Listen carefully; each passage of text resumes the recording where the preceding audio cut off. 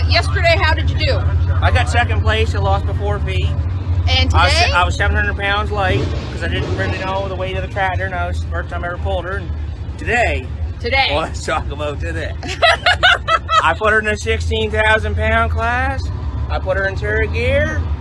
They were all 280, 290. One was 310, maybe 312. And you were? I put her in at 370 feet right in the sand pile. The only mistake I made, I didn't put her right in the registration booth with the girl. Let's make some noise. Good running. John Deere, Animal Deep Iowa coming up. We got one right behind you.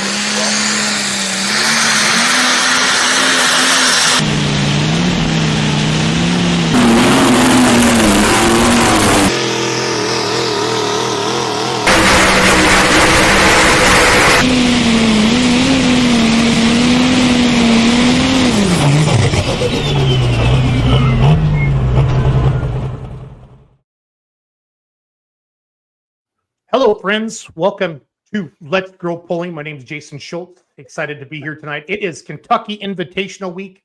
The whole world is heading to Lexington, Kentucky this Thursday, Friday, and Saturday for the Kentucky Invitational. I got my TNT logo behind me. I got Todd Aiken with me, who works for TNT. He does their sponsorship and helps them do their promoting. And Jared Jones, Mr. Big Nasty. I kind of want him to have almost like a WWE feel. Don't you think, like that, Big Nasty? We could do something like that, Mike, don't you think? I think that'd be pretty awesome, man. WWE, Big Nasty. He needs like an introduction song where he comes walking down the ramp. Yep. Jared, can we put something like that together for you this weekend in Lexington? Absolutely.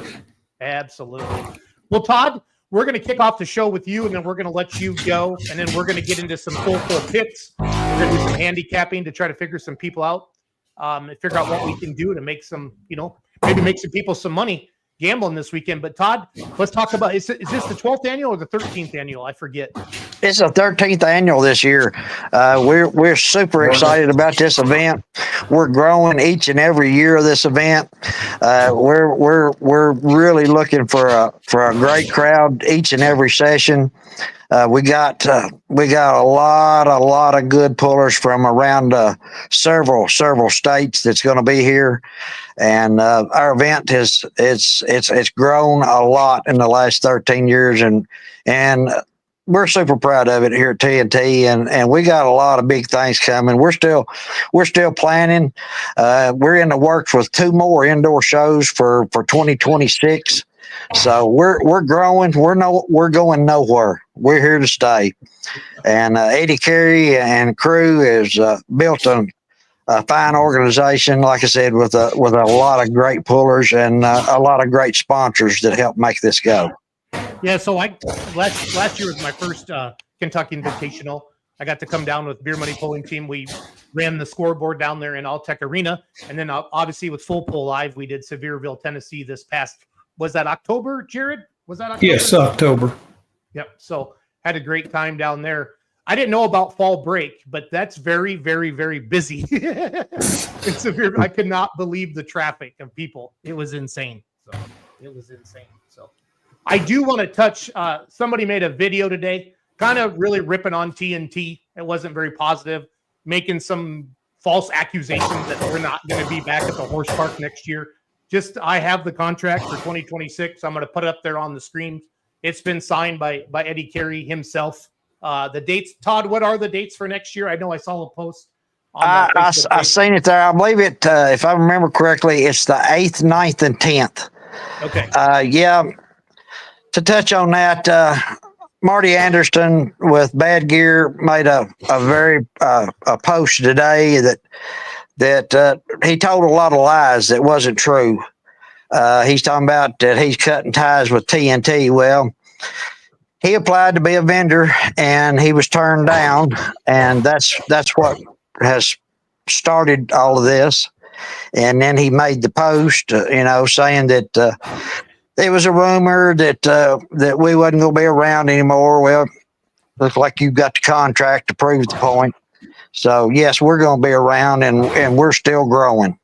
So that's just a lie that's been told that we want to rectify here tonight. The pullers, we don't need the pullers, wondering anything about what's going on. We're here to stay, and we're here for the pullers, and we're going to continue to be here with the pullers. Yep, good. I just wanted to, it's kind of ugly. I don't like when people take their business to social media. Some people are like that. You can't change who they are, and I get it. He's done it multiple times in the past as well, but we did want to address it publicly to let people know that, we will be back at the Horse Park next year, and TNT is as strong as ever as far as I'm concerned. And again, there's the contract right there, and it's signed again for next year for 2026. So it's a great event for the TNT pullers, and it gets national exposure like this, Todd. So I'm, glad to be part of it.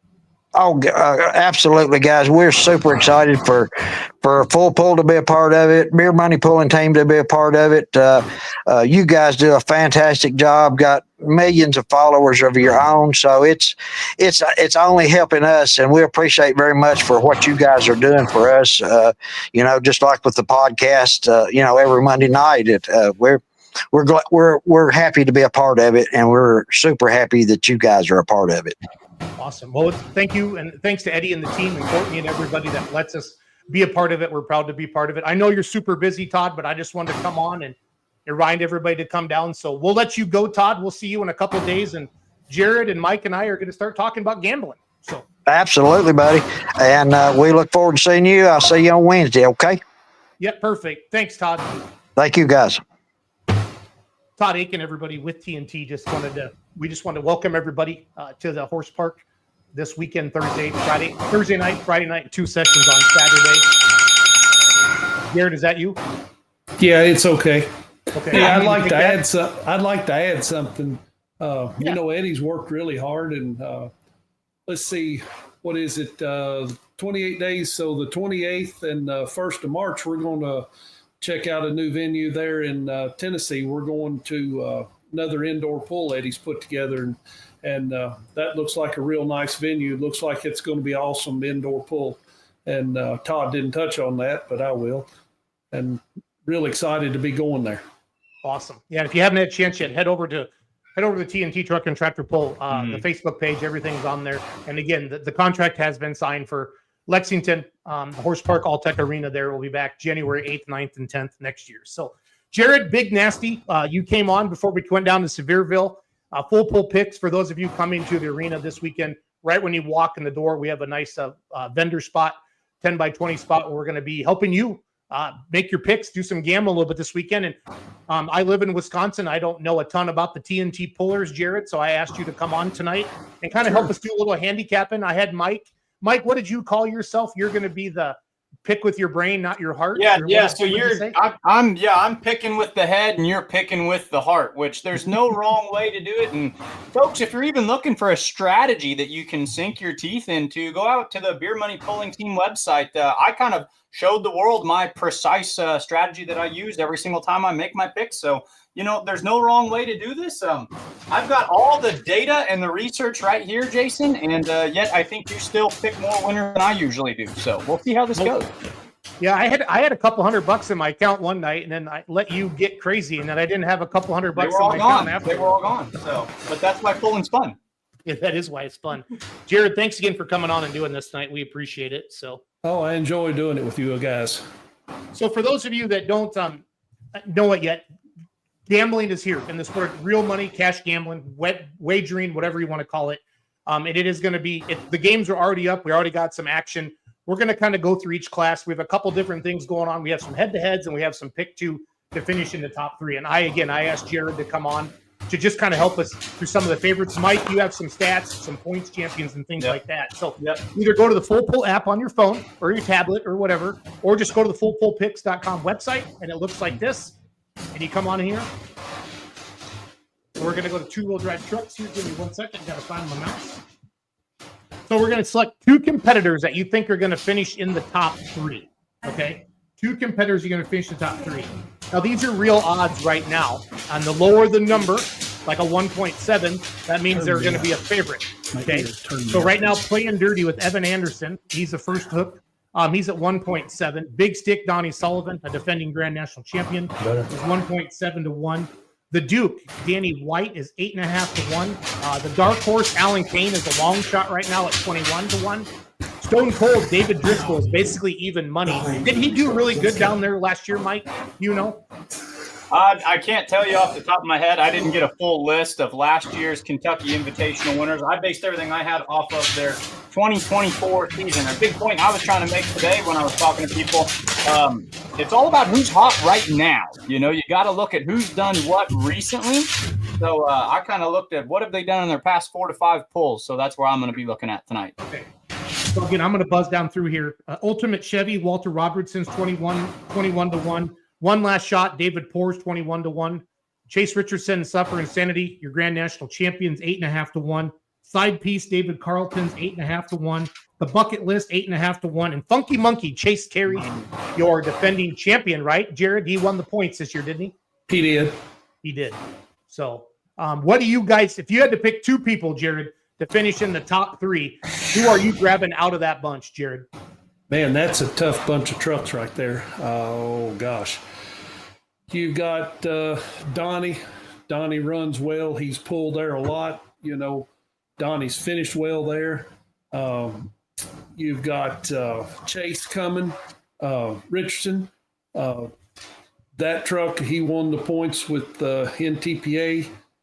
I've never seen him pull in there, so, you know, I don't know.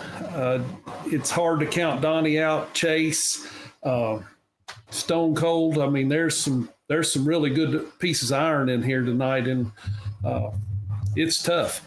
But I would probably have to take Donnie, and Chase is probably be the 2 that I would pick out of there. Okay, so I'm going to just show you what it looks like, fans. We got Big Stick, Donnie Sullivan, and Chase Richardson. And if no, Chase Carey. Chase Carey. I apologize. Yeah. So you're picking some favorites. So they're not, you know, we're not going to, but if you put 100 down on them, and it's a $5 minimum wager, fans, it's a $1,500 maximum wager, I believe. That would pay $135 if those 2 hit. Okay. If those 2 would hit. Mike, who do you got? Who would you grab out of this bunch? I swear to God, I had this written down. You can look at it, and I have a whole strategy. Jared, it took me 3 pages today to explain how I made my picks, and you just did it in 90 seconds, which is kind of my life story. But no, I also had Donnie Sullivan and Big Stick, and then I had the Funky Monkey. I really wanted the Monkey Business, but it looked like he's got his secondary trunk. The Funky Monkey actually finished second in points, I want to say. And it almost looked like he used that as his buffer vehicle. Kind of took one to go out and get the wins, and then one to finish second to kind of give him those points in between. Donnie Sullivan, he only hooked 4 times with TNT this year, but within those 4 times he got a win, so he's winning 25% of the hooks that he goes to. He's a 2023 NTPA champion. And then Chase Carey's got 2 different vehicles. That's just too many looks at that familiar Kentucky track with too much success. So that's where my analytical picks landed as well. They're the odds-on favorite. Jared, is somebody making a bunch of noise behind you? They've got a 3D printer going behind me here. Okay. It sounds like somebody's trying to kill you, Jared. I just wanted to be clear. I thought there was a table saw. I thought it was Doug building you a new booth there, Jason. No, I'm good. No, we've got a 3D printer going here. We're making cup holders. Oh, cool. Yes. But, you know, if I was going to put a long shot in there, it would probably have to be David Carlton. You know, that he's pulled up here with his other truck, Breathe Easy, and I believe this truck that he's got is a little better than the other truck. So I wouldn't count him out either.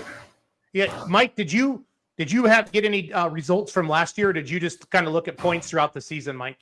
I based all my picks off of this year's, kind of like I said, don't tell me what you did a year ago. Tell me what you've been doing lately. So I went through and I grabbed all my stats based on their 2024 season alone. They're laughing about our 3D printer. They said it sounds like somebody's killing me in here. Oh, sorry. So yeah, so if we took David Carlton and the side piece, It's like it's Wayne's with the ice pick. I'm gonna mute Jared until he talks. I muted myself. I can't do that. There. Jared, I'll turn you back on when it's time to talk. Mike, if I would, he said David Carlton, right? Yeah, that's going to be, I think, the side piece. And if I remember looking at that one, that's 8.5 to 1. So I like to do the long shots a little bit. Dark Horse Alan Kane, that's a good truck. I know that for a fact. And a side piece, I'll put 100 down on that. That would pay me $1,487 if that hits. Well, and I think that's important that you highlight that, Jason, because I get so hung up in, and I think folks coming to do this get hung up in too. There's a big difference between picking winners and sports betting. The object here isn't to necessarily walk away with the winner. The object is to make money. And if all you ever do is pick the 1-to-1 pick, which is kind of what my process leads you to, you're not making as much cash. So you have to be willing to bet that way from time to time. And we know that in pulling, nothing's certain. Any dog can have his bone at any given time. So how much money would you make? $1,400 on that? Yeah, if that hits. Now, again, the odds will change up till showtime, and then it's set. It's like horse racing, so the line can move. But once the class starts, full pull shuts it off, and then we're rocking and rolling. For those of you watching, which two would you pick, and how much would you put down? Again, $5 minimum wager. So, Jared, we're going to be back now. Let's go to the next class. Again, this is Thursday night. We will have games up for Saturday afternoon as well. Right now, we just have session 1 and 2 up. Let's go to Hot Farm picks. I'm going to read through them. Again, this is, let's see here. This is pick 2 to finish in the top 3. And you guys, so Chain Reaction, Tyler Tucker is 1.25 to 1. Code Red, Thomas Hudgens, right now is 1.25 to 1. Burning Cash, Nick Pickerel is even money right now, basically at 1 to 1. That Buck and Deer, Thomas Carmichael. That's a good announcer name, Mike. That Buck and Deer. I like that. Be sure to enunciate.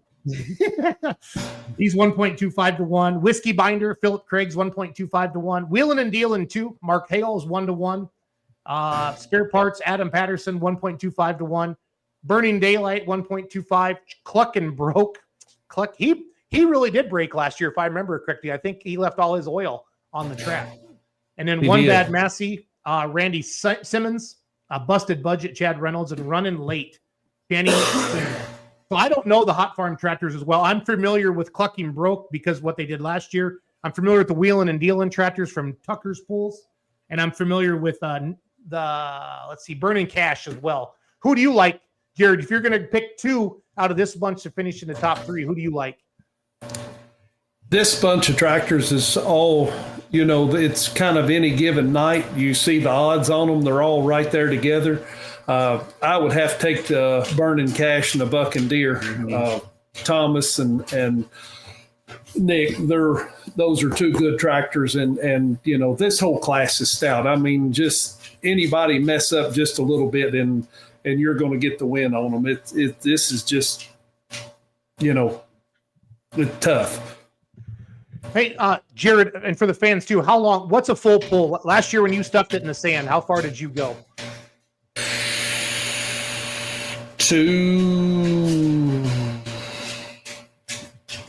Like 230, I think. Okay. We're almost on farm show track lengthwise. Okay. Gotcha. You take a shorter vehicle, you're going to get out there just a little further, especially with the 2-wheel drive sitting it on the sand and the tractors get up on the sand. But the 4-wheel drives, it's,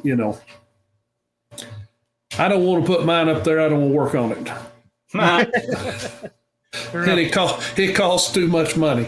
Yep. Mike, who did you like out of that Hot Farm class? So I literally have written down at the bottom of my sheet, this one said easiest pick all night. Give me Nick Pickerel in the Burning Cash. He's got 6 total wins, including a 5-peat of his last 5 pulls. So I'm really hot on this. Don't tell me what you did. Tell me what you've done lately. He is 5 for his last 5. That's a hot tractor. That's a guy who knows what he's doing. And did in the list in there, I'm looking at this again, is Running Late. Is he available to be picked? Yeah, Channing Swindell. Channing Swindell. So the other thing you want to try to do, folks, what I try to do, look for vehicles that missed hooks. Who didn't finish high in the points because they weren't at a lot of hooks? So it looks like Channing didn't go to a lot of polls, but he's got 2 wins, and he only finished outside of the top 4. I don't think he finished outside the top 4 a single time that he hooked. So he was middle of the pack in points, not because he can't win, but because he wasn't at all of the hooks. So that's going to be a dark horse pick. He's going to fall down to the middle, so people aren't going to notice. But pound for pound, when he hooks, he's 4 or better is what he's done all season long. I like it. I like it a lot. Jared, I got time with you for a segment for a couple more classes, and we're going to move on to Zellwood, Florida, and I'm going to let you get back to work. I know you're busy working on the truck. What other classes on that screen, Jared? Do you want to do diesel trucks? Do you want to do your class? Do you want to do light limited super stocks? Do you want to do hot rods? You all pick. I don't care. I can do any of them. Okay. Mike, you pick, buddy. I want to do the super modified 4-wheel drive trucks because I have something written down here before I even processed that Jared was going to be coming on to the show, and I want to read it to him because I want to give a compliment, and because the super modified 4-wheel drive trucks are the only vehicles I have never seen in person, and it just burns me, so I want to talk about it. Okay, so this is different, fans. Now we got some head-to-heads. Okay, so out of this first bunch, they do not have to win the poll. They don't need to finish in the top 3. They just have to do the best out of this group of 4 trucks. So who do you like the best out of Privileged Adam Bennett, Mr. Diamond T, Misty Edelin, Big Nasty Jared Jones, our guest tonight, and doing in the dirt, Riley Funkhauser? Who do you like, Mike, out of that head-to-head?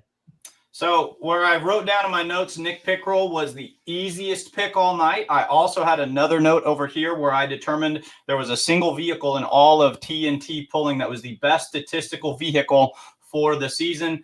And that's got to be, I mean, you must be the Colin Ross of TNT super modified 4-wheel drive truck pulling. That's Jared Jones and the Big Nasty, points champion, 9 wins, only finished lower than 3rd once all season. I don't know if you're going to, maybe you just got to bet big with you. I guess your odds are probably not going to lead to a huge bet, but Jason, what's the max bet? 1,500?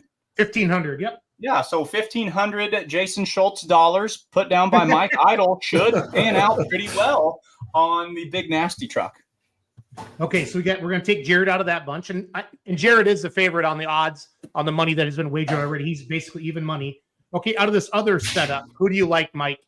No Name Jay Holt, Nightmare Tony Wiggins, Trailer Trash Brady Hayes, or Bout Broke Denton Lowe? Who do you like that? Because you got to hit both of these, fans. Who's going to do the best out of that group of 4 trucks? Again, they don't have to win. They don't have to be in the top 3. Just who will do the best out of those 4 trucks? I'm getting my stats pulled up on that one. I only made my picks. I didn't realize it was a group pick on that one.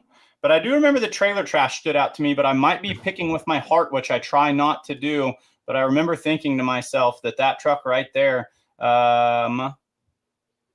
no, I think I'm going to go. Now, Steve Clem's not there, right? No, he's on Friday. Okay, because Steve Clem, I kicked around a lot. I'm going to go way off script, and I'm going to pick with my heart. We're going to go with Trailer Trash because a guy from Missouri is not going to not pick a vehicle that gives homage to the trailer park. So Trailer Trash is my pick on that one. And Jared, I don't want to put you on the spot in your own class. Do you want to make any picks on this, or would you rather pass? No, I'll be honest. Jay's never had his truck out, so this will be the first time he's ever hooked it. Eddie Wiley sold his blown hook'em to that guy, so he's never driven that truck before. Tony Wiggins? I haven't seen Tony run this year. I know he's been out. I don't know how the statistics on him, but I would have to go with Bennett's Trailer Trash. That Brady Hayes, I think he's driven a race car several times, and I think he drove that truck in Sevierville, if I'm not mistaken. And that's a good running truck. Good deal. So, yeah, $1,500 bet would win. Best finish on the year with 2nd place with about 6 third-place finishes. So this would fall into the category that I call he's due. I feel like the more I think about that one, I feel good about that one. Trailer Trash. Good. All right, I want to do light limited super stocks. They're always a fan favorite. I'm going to do the alcohol tractors for Thursday night. And again, we have some head-to-head matchups in here again. We have a little action on this already. We got some favorites. So You guys are going to pick, and you fans watching at home, if you want to throw something in the comments, go ahead. Who would do the best out of this group? Kentucky Gambler, Kevin Singleton. He's even money right now. Adam Wright with a Dark Fire to Express is 1.5 to 1. And Mad Money Extreme, Bob Evans is 3.75 to 1. Jared, who do you like out of that bunch? Again, they don't got to win. They just have to beat the other two in that head-to-head. Kevin's always tough up there with the Kentucky Gambler. Him and his dad both are very competitive. I know Kevin has actually struggled a little bit with that tractor this year. I'd have to pick Kevin because he's probably got it about as good as it's going to be. And Kevin's no stranger to the winner's circle there. Okay. Mike, who do you like out of that bunch? Well, when I was taking all my notes, I kind of just grabbed who I felt was the strongest competitor, and it was the other Shingleton competitor. But looking at these right here, they're very, very similarly set up. Now, is Ethan Moore running? Is he available in this one at all? No, I think he's a diesel, and he'll be on Friday night. So. Okay. Well, then I'm going to double down on the Shingleton family with the Kentucky Gambler. And I know in the other pool, I'd had Floyd Shingleton. It looks like these are another case of they don't always show up, but when they do, the other guys might want to be a little nervous because they're going to be right up in that third, second, first spot again and again. Yeah, and the Shingletons are early favorites on both sides. They're both basically even money. Jared, who do you like out of the Stroker? Chase Carey, who is your points champion, but right now he's a long shot on the odds, on the money side of it. Semper Fi, Floyd Shingleton.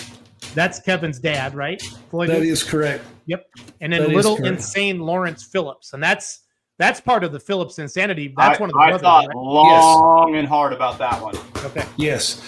Well, here's the thing. Kevin's been working on Chase's tractor, and that thing really picked up and started running really stout the last part of the season. And, Floyd is nothing to sneeze at.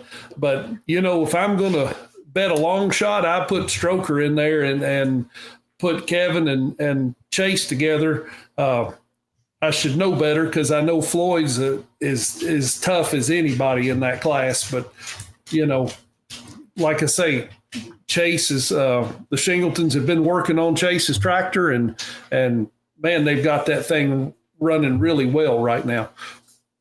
Sounds good. So if we are head to head, we're going to grab Kentucky Gambler and the Stroker. $100 wager is going to win us $238. So that's some fun money there. A $20 wager would win $47.60. Again, you don't have to go crazy. A $5 wager would win $11.90. This makes it a lot of fun. A lot of fun.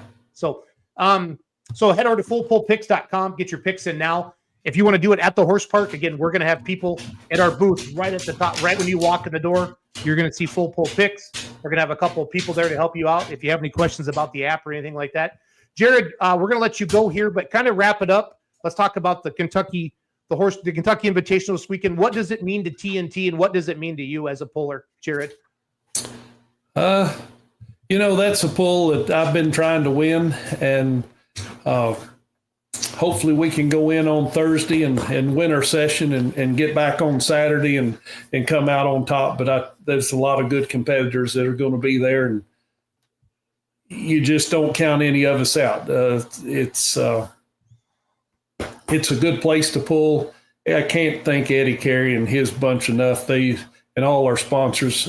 Without them, we wouldn't be where we're at. And TNT's growing more and more every year.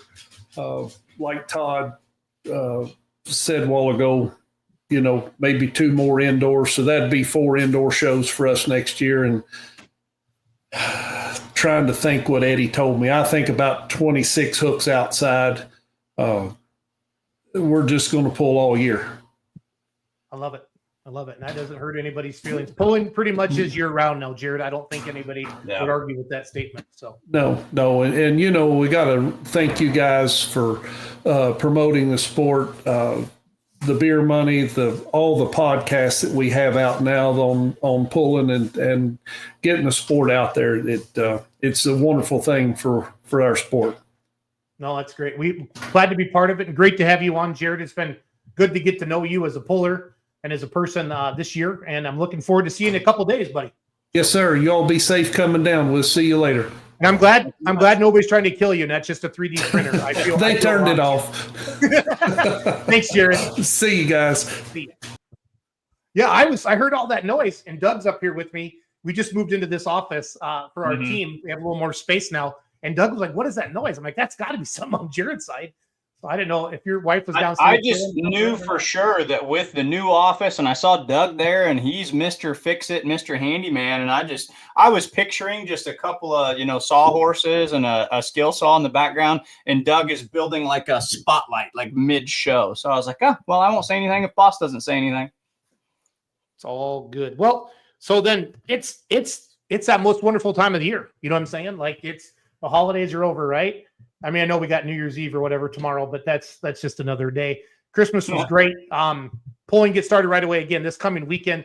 Alltech Arena, Lexington, Kentucky. It is not being live streamed. You need to go down there if you want to check this baby out. And then we're the following weekend. Hope and Kenzie are going to be going to Cloverdale, and then Doug and I and Chandler and Bert Forbes, we're heading down to Zellwood, Florida. Going to be doing some live streaming, having some fun down there. Do a little bit of announcing. Dan Mayer's coming down to announce as well. It's going to be a lot of fun. So we got John and Brandon coming on with us. I run a little bit over on the gambling side of it, but I really wanted to touch on that tonight. And with that guy making that video earlier, I really wanted to stress that TNT is as strong as ever. And we're going to rock and roll. So let's bring on John. Let's bring on Brandon. John, what's your shirt say? Keep calm and what? It's one of my work shirts. Pump on. I love it. I'm going to play your video quick for Zellwood, and then we're going to start talking. So give me 1 second. How are you doing? You guys doing good? How's the weather down there? It's pretty good. I just sent you a screenshot of what the weather's supposed to be for Super Bowl. Awesome. I'll look at that here in just a second. I want to find my Zellwood. There we video. are. Here we go.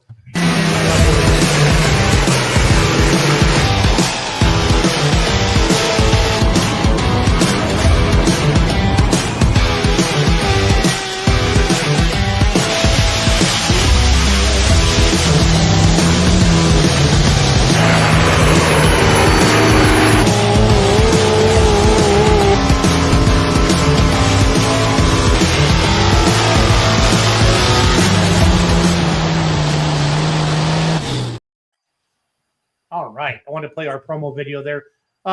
John made the wise decision of teaming up with the Beer Money Pulling team about 4 years ago, I think. John, I'm being somewhat sarcastic and humble, but we've had a great time working with you down there. And the Super Bowl, I feel like, just keeps getting bigger and bigger. I don't know if I'm just blowing smoke or if I'm being sincere, but we have a good time down there, John.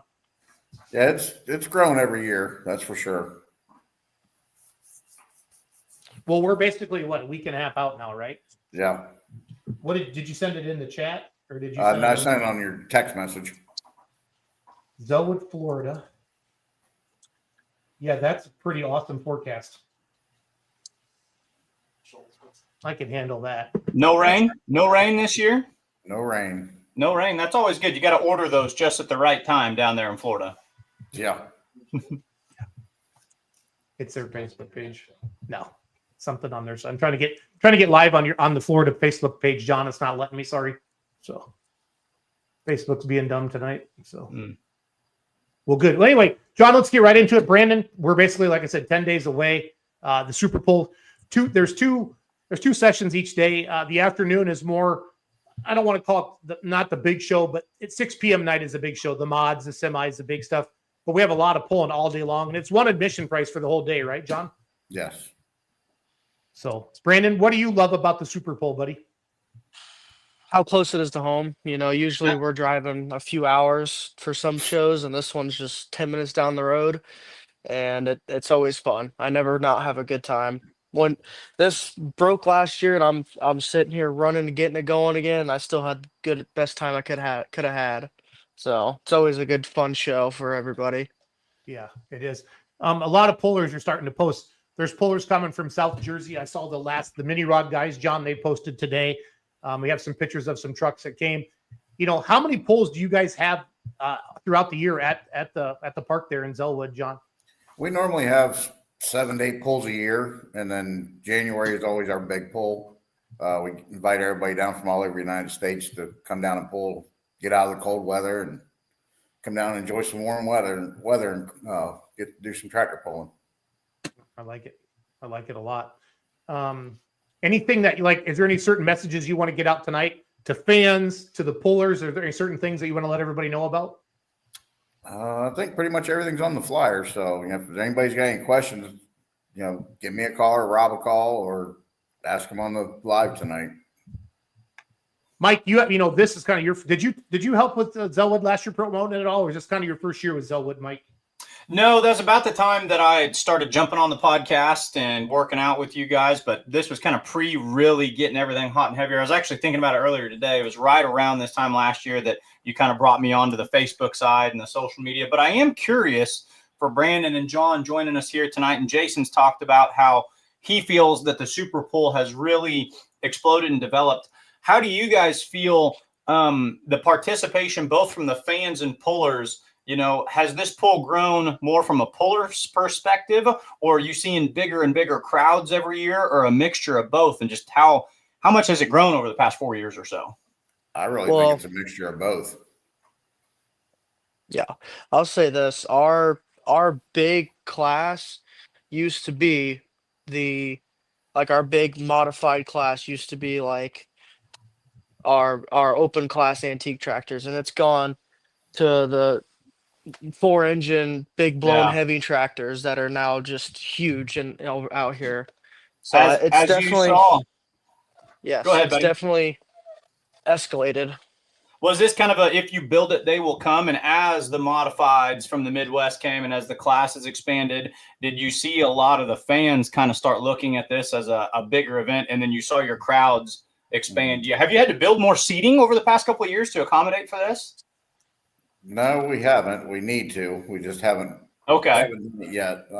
We used to have a big, huge 300-foot grandstand that we had a storm come through a few years ago and flipped it out in the middle of the track. So we've been trying to rebuild on that, but we haven't done it yet. That wasn't a good year. Yeah, it's nice. It's nice in Florida, but they have these thing called hurricanes, Mike, and it tends to mess. I've heard of those. So when John says, "Hey, Jason," he'll text me, "What's it like at home?" And he knows it's like 20 below and it's like 50 down there. He'll like send me a picture of him in shorts and a sweatshirt, and I'm like, that's what good friends like that do in Florida. So that's right. No, but anytime you need additional seating because the crowds have responded so well to the event, that's a good problem to have when your pull is growing. And it's fun to watch a pull grow on both ends. I've seen some pulls where they'll expand because the pullers want to pull there, but the crowd kind of stays the same. Or you'll see others where the crowd grows year after year, which is great. But maybe the pullers stay the same. When you can kind of grow in both directions at the same time, that tells me something really good's happening down here. Yes, there's 2 pulling tracks for everybody. A lot of great food vendors. Mike, kind of the opposite of the announcer side, I call it. It would be that a lot of people back their trucks up and they sit in the back, and there are people there. They'll get there at 8 o'clock in the morning and start setting up, and they kind of hoop it up all day long.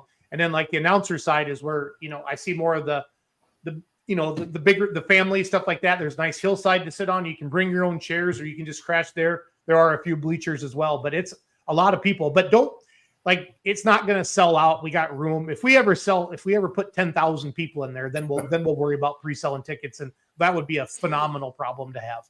Phenomenal. Yes, but I think, Mike, and write this down, but the next 5 years, you're going to see a lot of pulling in Florida, a lot more than what we have now, because the venues like Zellwood that are close to Orlando, and we in the Midwest, we love to pull, right?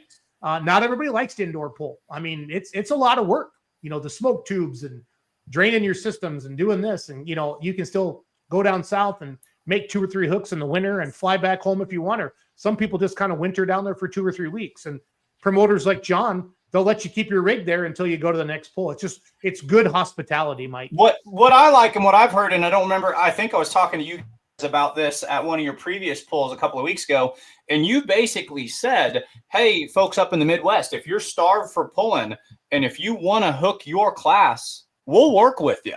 If a handful of guys up here in Missouri say, oh man, we really want to bring our light limited mods down, or we want to bring our naturally aspirated 2-wheel drives down, you're more than willing to say, sure, we will add a class, get in contact with you guys, and you'll make it happen.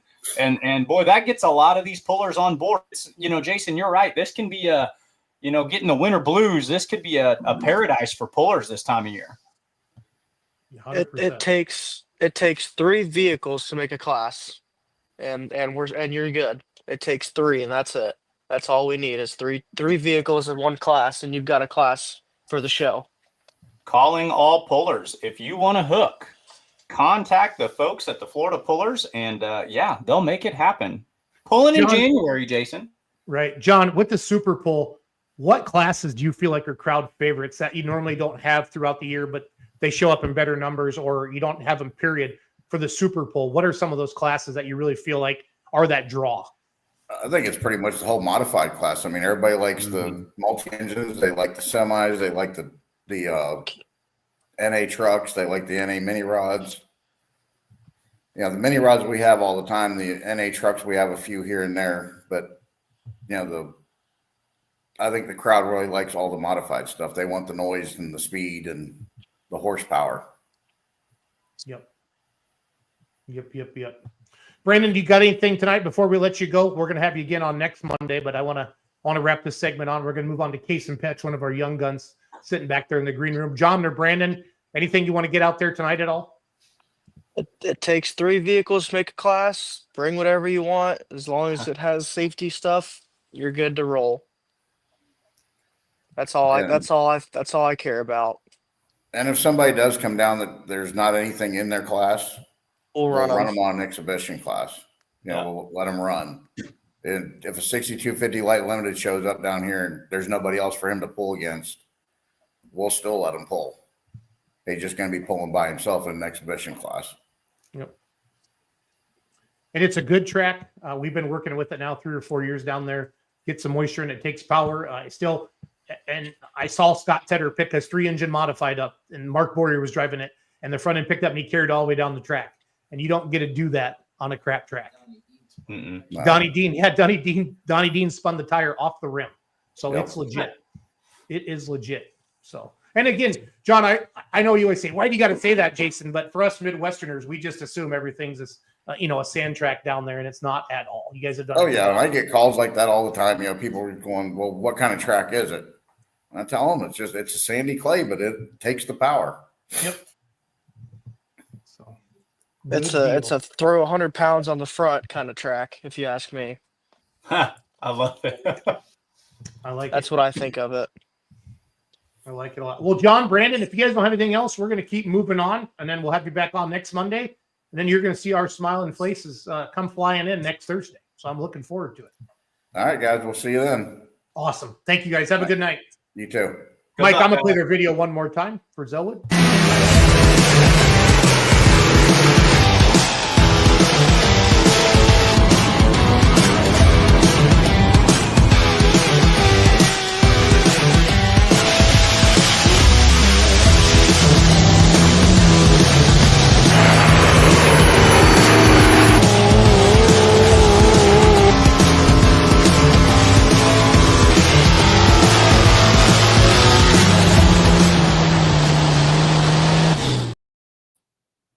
So, Michael, I was rolling through the Facebook the other day, and is it Skluzicek? How do you say that last name? Skluzicek. I was just getting ready to say, Jason, you know what this podcast needs? You know what we need more of out there? Strippers and whiskey. Yes, absolutely. Okay. I'm just teasing. Youthful, young, next generation pullers telling us about where this great motorsport is going. No, I won't pretend that this was our idea. It was not. It was Cody's. Gave us some great feedback on Facebook. But that's a big part of what we do. We like feedback. Tell us what you guys want. Tell us what you like. One of the Outlaws do an amazing job with the Young Gun program. And I don't know, we're not going to call this the Young Guns because I don't want to take that away from the Outlaws, but they do a nice job with the 16 through 25-year-old. So I just sent you an email, Mike, and said, let's start getting because everybody says, where's the next puller going to come from? I hear that in all the associations, right? Because this is an expensive sport to get into, right? I love those memes. They show a kid on a pulling tractor or a truck at a young age, and they say, start them early and they'll never have any money for drugs or alcohol. That's true. That's true. That's true. And that's a big reason that I wanted to seek out tonight's guest. Tonight's guest is a 3rd-generation puller, but he's also heavily involved in the Young Gun program for the Outlaws. So it's going to give him a platform to also let the world know, hey, not only am I a young puller, but here is kind of some opportunities for all the young pullers out there. And speaking of him, Case and Petch, thanks for joining us tonight, bud. How are You bet. things out there in Nebraska? Very cold. I can It is- believe it. It is cold, Kason. Yeah, it's been cold and rainy all day. Has it like how cold? I think the high today got to like 39. Okay. So that's cold for me. I'd much You're, rather go to. you're I'd much tougher than that, though, Petch. You're tougher than that, aren't you? I would much rather go to Florida tractor pulling where it's warm. Well, I was about to say, Yeah. don't you guys have some new tires that you were kind of looking to maybe test out somewhere? And they said bring down any vehicle. So you might have to talk to Dad and Grandpa and say, you guys want to go to Florida? I might have to give them the old puppy eyes and be like, "Hey, I want to go to Florida." Well, I know your dad. I know your dad and your grandpa. It will not work on your father, but it will work on your grandpa. There you I know go. how Yeah, this goes. there's a strategy here, bud. Just start at the very top. Don't start with the middleman. So, but no, Kason, you're a young puller. You got some very, very valuable seat time this year. Something you've kind of been chomping at the bit for quite a while. What was it like pulling? Was this your first full year pulling on the twin engine modified? So I didn't get to pull the full season. So we got the tractor built, and my dad was like, "Let me make a few runs on it, make sure everything's right on it." And I suppose since he kind of did most of the building, yeah, I'll let him try it out first. And we just had a lot of issues that just him and all of his experience, he knows what the next correction is going to be with a new tractor. And yeah, so I didn't get to pull all season. I think I made 3 or 4 hooks.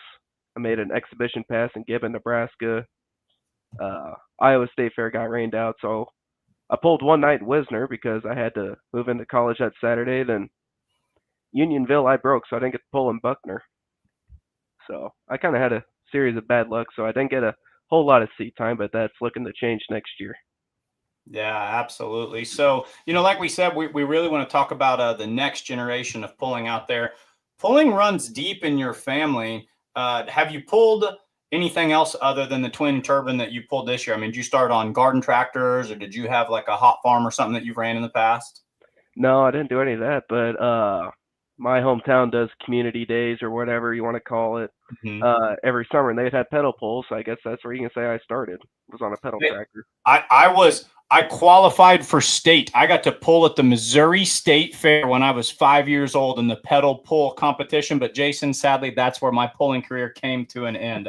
So, how'd you do, Mike? How did you do? I didn't know. I didn't realize I had such a celebrity. They had my seat too. I still remember this. I'm very bitter about it. My seat was too far forward. Do you realize how hard it is to pedal when the guy in front of you was 6 inches shorter than you? I needed to scoot that thing back. Couldn't get any leverage. But either way, Kason Petch, you look natural as all get out, as natural as anything out there on the pulling tractor. Were you nervous at any point, or had you been around it enough your whole life that you just felt kind of good when you climbed into the cockpit? The first time climbing on this new tractor was a little nerve-wracking. Starting the one engine, driving it out there, that's muscle memory for my rookie year. It's getting that second one started, and once I kind of get them up and going, to me it's home run from there. But after the first couple times on the tractor, I'm pretty comfortable sitting up there now. Everything's a lot slower now. It's not like fast paced. It's a lot slower, a lot more comfortable. One way I kind of describe it, and people kind of shake their heads when they look at me, to me, it's like climbing in my pickup, starting it and going for a drive now. Yeah, because you've got that seat time, you're getting comfortable, and you forget about the other processes, engaging that second engine, this, that, and the other, and you can kind of just focus on pulling, instead of making sure that all your dots are, I's are dotted and your T's are crossed and whatnot. Tell the world about the Outlaw Young Gun program. What's your official role in that, and what is it? And we want to make this all about young pullers in this segment moving forward. So we're a group of young kids, young adults, from the age of 16 to 21. I got involved with it in 2022 for my rookie season. And the last 2 years, I just handed it off this year, but I was the male representative for the Young Guns. We handed that off to Roper Brown this last year at Banquet. Sure. So I had a lot of involvement in those 2 years when I was one of the head chairmans for that, and it was a lot of fun doing it. It definitely got me a lot more involved with it than I was in 2022 for my rookie season. So. How many Didn't you have a sponsor? Is it Titan? I can't remember, Casey. Who sponsors that? Titan Titan Tires. Yeah, Titan Tires. Sorry. Titan Tires, the official sponsor. Didn't they do like hero cards and coloring books this year and stuff? Yeah, every year they try to come out with something. So they'll come out with like their hats and their T-shirts and stuff. And then they've done the hero cards this last year. What was it? Yeah, it was this last year. We did coloring books. So I think those were a pretty good hit as well. How many pullers are in the Young Gun program? And like Jason said, everyone wants to know when's the next generation coming? Is the sport going to survive? And when I kind of sat down and I looked at the total numbers, I felt really good about it. How many people are in this Young Gun program just with the Outlaws alone? I don't know the exact number, but I think I was looking when I was working on a bunch of awards and stuff. I was handed a membership list, and there was, I want to say, at least 20, if not way more than that. It was maybe way more than exaggeration, but there's a fairly good number. I just don't know the exact number. Well, it's quite a bit more than that. I know when Ron was announcing this summer and we were talking about, the Young Gun program presented by Titan, and I would hear him read this. I believe he said there were over like 46 members technically that either at one point or another had signed up for it. So that was the number I had in my head. I wasn't sure if it was quite right. I want to make sure I have it. Trust your gut, man. Trust your gut. You're going to go back to college soon, be taking those tests. Always go with answer number one. Yeah, so think about that, Jason. Over 40, almost 50 pullers in a single association between the ages of 16 and 21 or 16 and 25.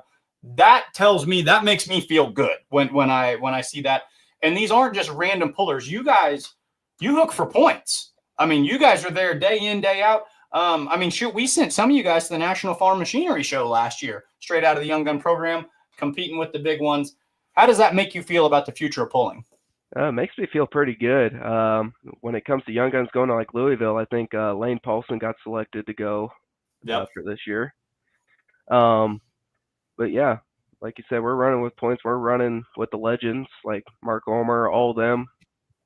We're right there with them. Who is your favorite other than outside of the Petch Thermal Thunder stable? Growing up as a kid, what vehicle or driver did you just think, man, that is the coolest thing I've ever seen? I want to be like them when I grow up. I loved watching Mark Ulmer running, just his passion for the sport. And I think and the way he supports the Young Guns, I love everything about that man. He just was an inspiration to me growing up because he loves the sport. He loves everything about it, as do I. So I would like to I would love to get to where he is. That's a great goal to have. Mark Ulmer is one of those people, when I talk to him, I get really excited and I try to ask 100 questions at once. And I have to remind myself, Mike, shut up and listen, because he's one of those guys. That's the best thing you can do, because there's always just a ton of wisdom and a ton of great stories and advice coming from that man. He is a legend, absolutely, in the world of pulling. Yeah. Shut up and listen, Mike. I have to tell myself to do that sometimes. Wait, strong speaker, poor listener. You think I have those problems? Yes. It's all good. Kason, what are some of your early memories? Do you remember watching Grandpa drive or your dad drive? Like, for me, it was my dad. My dad's my best friend because of truck and tractor pulling. My parents got divorced.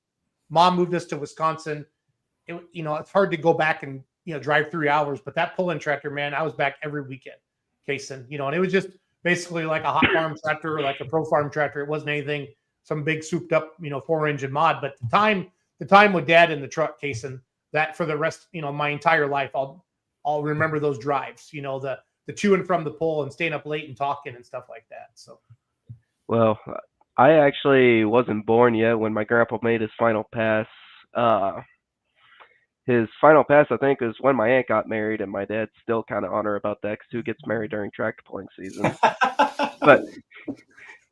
But no, I never got to see my grandpa pull.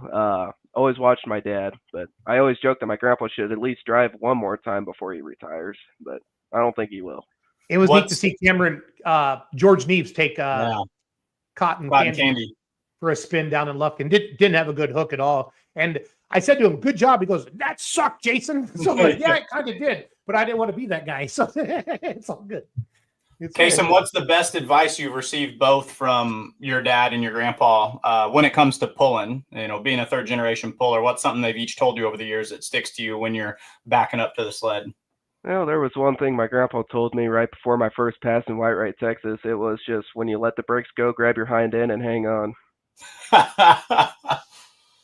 I've never driven a pulling vehicle. Jason, is that true across the board for all of them? Yeah, I mean, once it goes, my always fear was this. My first time I drove my dad's tractor, I went out of bounds because I didn't grow up on a farm and I hit the wrong brake, and that was like the biggest fear for me for like the first couple of years was the right brake. And for the longest time, I always heard everybody say they get to that point where they enjoy watching somebody and go down the track. And like I was going to drive my super stock at Whitewright and we had starter issues, but I love watching my dad and my Singer drive my tractor. I get a good kick out of it to be part of it because I'm also, you know, either working with Outlaw TV or Full Pull Live and helping out and doing some announcing and whatever I need to do that night. So it's fun to watch it go down the track, but it is fun. Your grandpa, Case, and I think you know how lucky you are to have Fred Petch in your life. He's a good dude. I've got to announce with him and the knowledge he knows.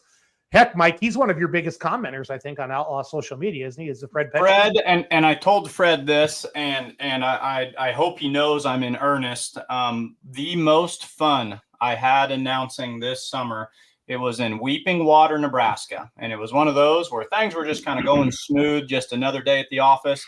And Fred walked up to the announcer's booth and he just hung out up there for the entire pull with me. And I said, Fred, let's get you a microphone. Do you want to get on the mic? He says, nope. He goes, I'm just watching at this point. But between every hook, you know, he would point something out to me or we would chit chat about the history of it. And it just felt like just two fans watching pulling. It's the most fun I had all year long. Fred Petch, he loves the sport of pulling. He's probably forgotten more about pulling than I could hope to know. Yep. Hey, Joe Hurd, if you're watching, we're going to keep talking to Kason until you come on. Kason's easy to talk to, but we're going to switch gears a little bit. But Kason will leave you on here when Joe comes on. Talk about Cloverdale, Indiana, the Midwest Winter Nationals coming up next week, Thursday, Friday, Saturday. For those of you that need some Beer Money Pulling Team merchandise, Hope's got some new stuff, and we're going to have our trailer down there. So, Joe Tucker said, get your butt on the show. He's working on something. So, Kason, what other classes besides? I know your dad, he drove some super stocks back in the day, right? Some diesel supers, if I remember. Yeah. Now, were those your guys' tractors, or were those he's driving it for somebody else? I don't remember. I know he drove the High Plains Raider tractor at one time. We had a D21 Alice Chalmers. I don't know exactly what class that was in, but no, he drove that for a few years that they had it. But I think we only actually we only owned two diesel tractors. The first one was a Minneapolis Moline 5-star that my grandpa had, and that's what we started with. So that and the D21 Alice Chalmers were the only two diesels we've ever had. You touched on something interesting I want to circle back to as well. If for those of you with the astute ear out there, and your grandpa was teaching me about this to start the season, when you said, you talked about, you know, you guys drive a turbine, used to be a single turbine, now you've got the twin turbine. You didn't say when you let off the clutch and you go ahead and start down the run. You said when you let off the brake. A lot of people don't realize this or maybe never thought about it. Explain the difference. So, of course, Jason, when he starts his run, he's going to ease out of the clutch and into the throttle. You're easing out of the brake. Explain the difference to folks out there. So on the turbines, we don't have a clutch. We have what they call the output brake. And what that does is up at the front of the turbine where all the exhaust is coming out, there's a highly pressurized exhaust gases that are going out, going up the pipe. Well, just inside the pipe, there's two what they call power turbine wheels, or as you'll hear my grandpa refer to on the microphone, the N2 power wheel. What that is powered by is the exhaust gases flowing through it, and that runs back on a shaft out the back side of the motor. And we got a caliper and a rotor back there that'll just squeeze and hold that.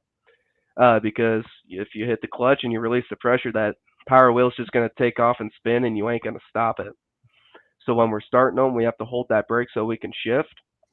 And the brakes, they can be temperamental. To me, that was the hardest part of learning how to drive or operate a turbine tractor was the output brake. Because, you know, you let the clutch out on a tractor too far, no big deal. You just push it back in. But if I let out on that output brake too much, that power wheel's going to spin up to about 15,000 RPM, and you ain't going to stop it. You got to shut the whole tractor down. And so when we're on the starting line, I'm pushing the throttles forward. I'm holding. I posted a video on my Facebook that kind of showed all that. You'll kind of see me in that video. At some point, I'm just going to take my feet and slam on those brakes. And that's that tractor wanting to creep away as I'm bringing the RPMs up. That exhaust gas pressure is getting so high, it's wanting to turn those wheels. So eventually I can't hold it anymore, and we just let the brakes go and we're off. So it's similar footwork, but almost a backwards process than like a whole shot with like a typical traditional, piston driven pulling vehicle out there. Yeah, we don't walk them off the line. We do have what we call a staging brake, and what that is just an extra set of pedals that goes to an extra set of calipers on each side. That's for when we leave the line. Now in this video that they're bringing up, I didn't use it, but that'll help control the. I'm gonna let the sound play because it's pretty cool, guys. So you may not be able to hear you over it. Let's just watch this, Jason.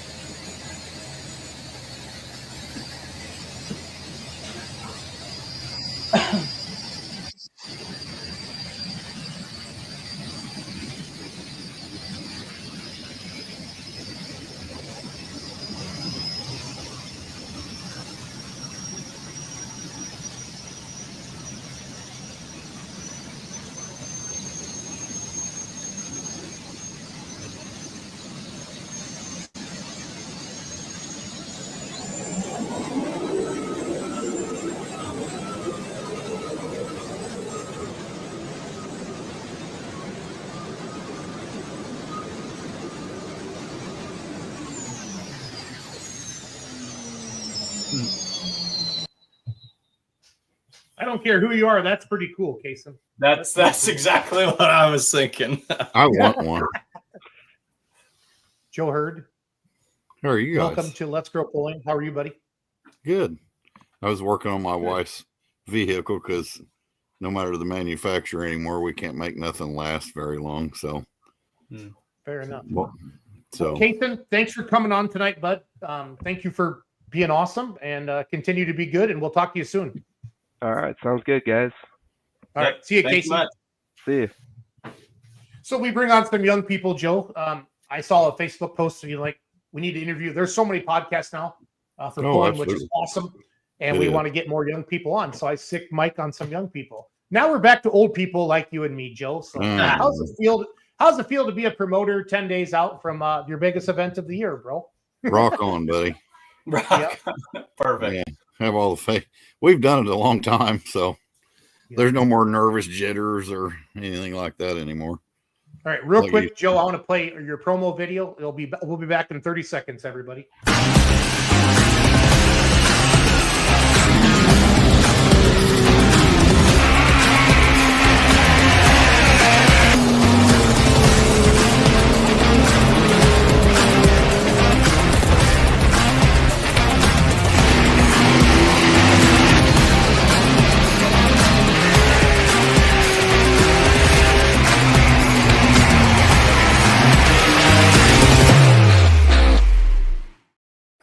All right, Mr. Hurd, Cloverdale, Indiana, the Midwest Winter Nationals next Thursday, Friday, Saturday, 2 sessions each day. I saw the raffle tractor got posted today, so that's cool. We'll talk about that a little bit. But Joe, as we get closer to the event like this, I always like to ask the promoters, what are some messages that you want to get out tonight for sure?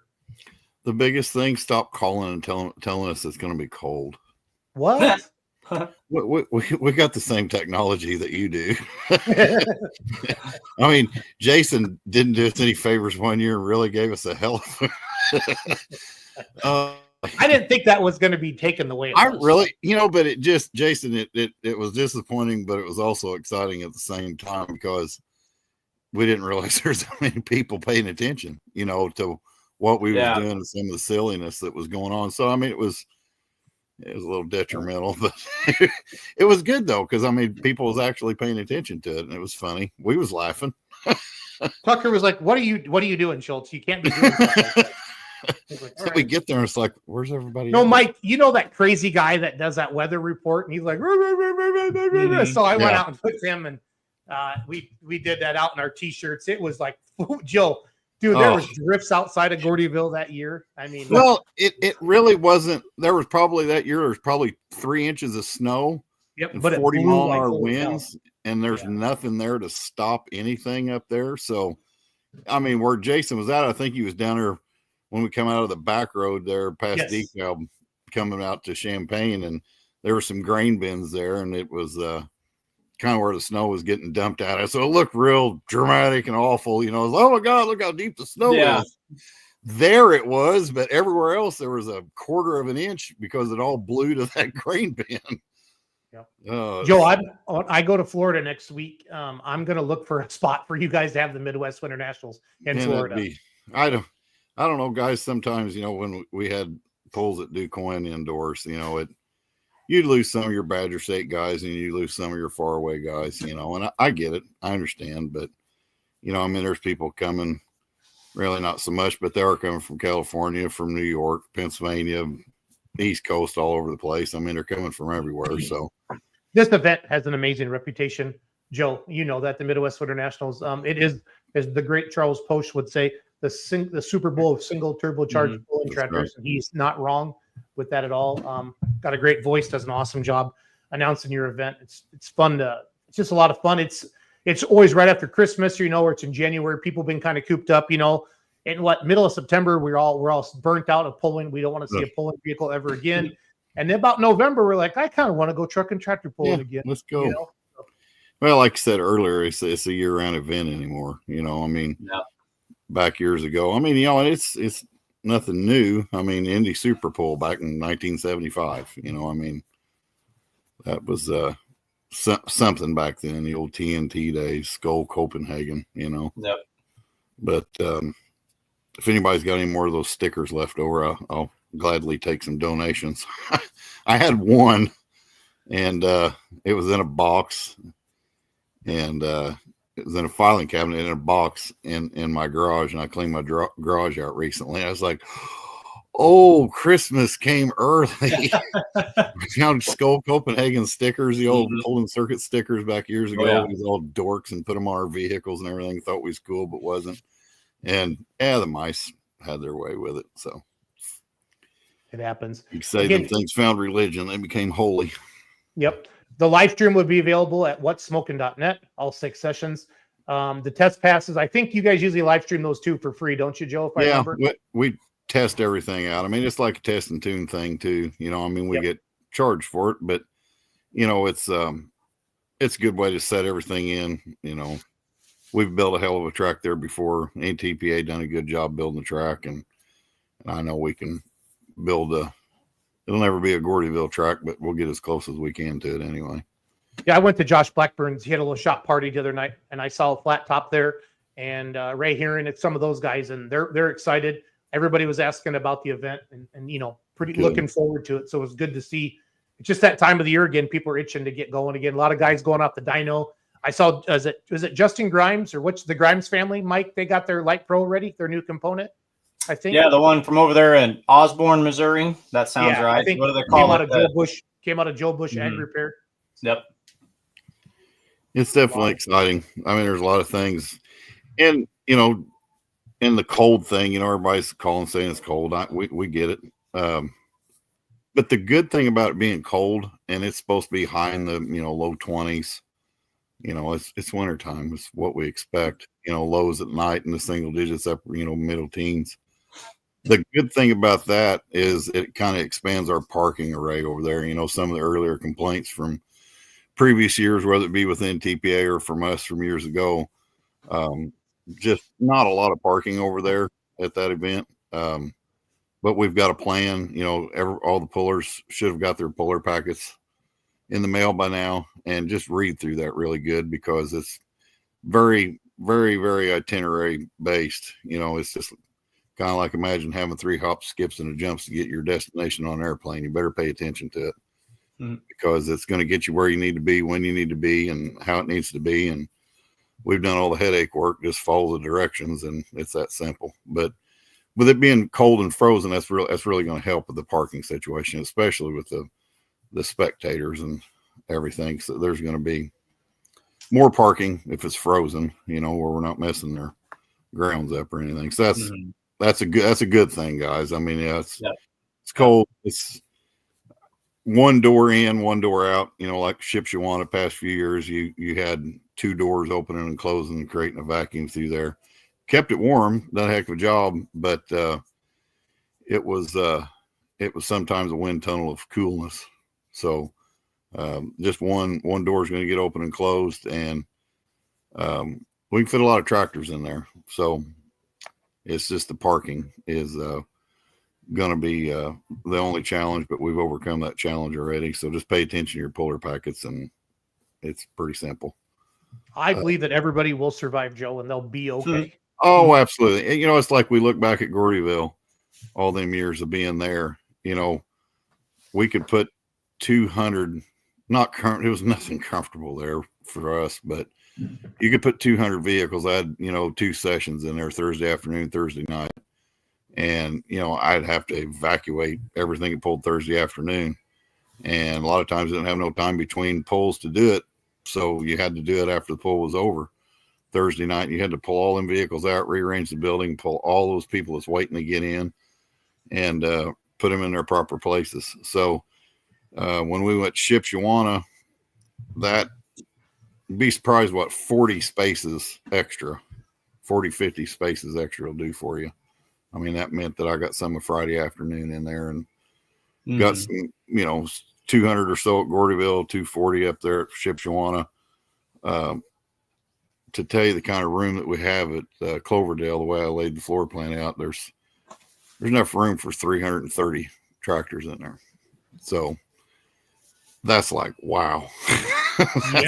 That's amazing. So it makes my life a whole lot easier when the evening's over. They're still moving around, because you got, you know, your mod turbo class. I'm always excited to watch that class, and pulling in the 87s, and those 2 intermingle, and your 85 light pro limited pros run the 9,000 super farm class. So you end up with a lot of duplicates. So I've learned over the years how to lay out that building to where they're all kind of bunched there together, where there's not too much moving around, where it's not clear across the building. It's just across the alleyway. And I know the guys appreciate it, because they don't have to move their plethora of equipment that they bring with them in there to do what they need to do. So Oh, but good deal. we're ready. I mean, I'm excited. I didn't help it when we was there the last time. I was actually helped my buddy pull over there. Went to help him, but yeah, it won't be a repeat of that time. I can guarantee you that. No, it's a great venue. It really is. I got to go down and work with Miles and Doc Riley when they had the NTPA show there. I didn't get to go to the one that Tucker did back in the day, but it was before I really got really crazy into pulling and stuff like I do now. So, but it's a neat venue. A lot of good restaurants around in the area. Oh, and, yeah. You literally spend the entire day at the arena, so there's nothing bad there, and it's warm. No, and they get really good bathrooms, food trucks, food vendors. I mean, plus our vendors is going to be there and everything. It's just real exciting. You know, it's exciting to see the support. I'm just excited for, you know, the fan standpoint of it, besides the puller standpoint of it. I think it's going to be good for all around. And you got room. I mean, man, that room is priceless. I mean, that's just neat to it is. have some flexibility there. So Good deal. Well, Joe, we're going to let you go. Unless you got anything else, we're going to switch gears. We're going to go Satsuma, Florida, February 7th and 8th. So plan on Monday night again if you can. When are you guys rolling in and building tracks and all that stuff?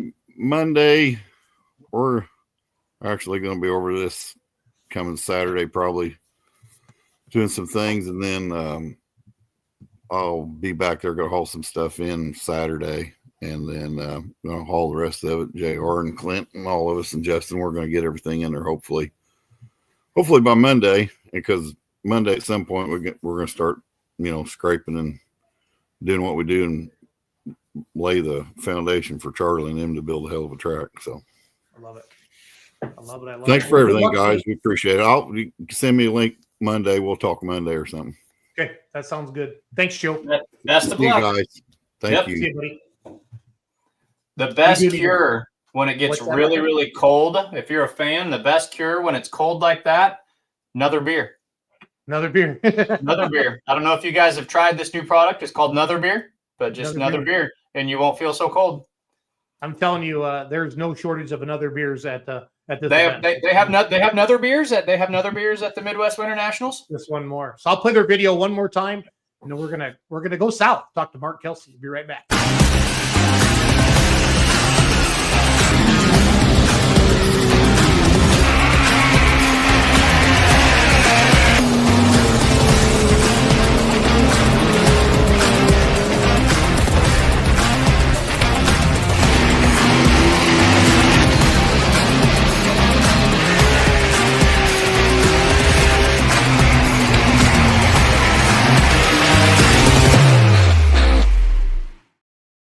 All right, we are back. I do not have Satsuma's video done yet. We'll be getting that done here in the next week or so. But I'm going to bring Mark Kelsey on, Satsuma, Florida. Just Add Dirt Motorsports. Great promoter. Been going down there for a couple years now. Great venue. And Mark, you're one of the smart ones, and you're going to have a truck and tractor pull in February in Florida instead of Illinois, and everybody's going to freeze. Tucker said he's got 70 calls today. People just telling him it's going to be cold next week. just want to let you know it's cold. Yeah, just let you know it's going to be cold. How are things going, Mark? Yeah, well, tell me a little bit about, not, I know you well. I got to pretend that I don't. Tell us a little bit about yourself and your family and what inspired somebody from Illinois to go buy a racetrack in a motorsports park in Florida. Not really sure. Still kind of thinking about why I did it. Just like it down there in the winter. I've been pulling down there for 10 years. Just kind of brush pulling, and just felt like maybe we could bring some organization down to Florida and try to have a Midwest style pull down there, because there really isn't any of that. Well said. Well said. You know, there's not, but it seems like there's getting to be. It feels like a lot of people are buying into that same idea, both the fans in Florida and people with missions like yourself, and even some of the pullers from the Midwest. So do you feel like you've kind of built towards that over the couple of years since you've started this goal? Yeah, so the first year we rented the facility, and then we ended up buying it the same year. So this will be 3 years? Yeah, this will be the third pull. Every year we've went up about 1,500 spectators. Last year we were able to bring down the 4-1 class. We had 6 of them from the Midwest here. They really were a hit. People down there had never seen anything like it. And you know, the guys were real happy with the track. They were real surprised on how good it hooked. So it really went over well. And then those guys came home and kind of helped me spread the word on, you know, it's not a sand track. It actually hooks. You know, they carried their front ends 200 feet and didn't really move any weight from pulling up here. So the track works well. The clay's out of Georgia.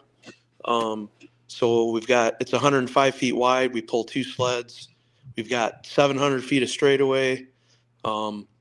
Tedder last year had his 4-engine mod there and went like 420 some feet, buried the thing, and I had to pull it out with my tractor, the sled out with my tractor.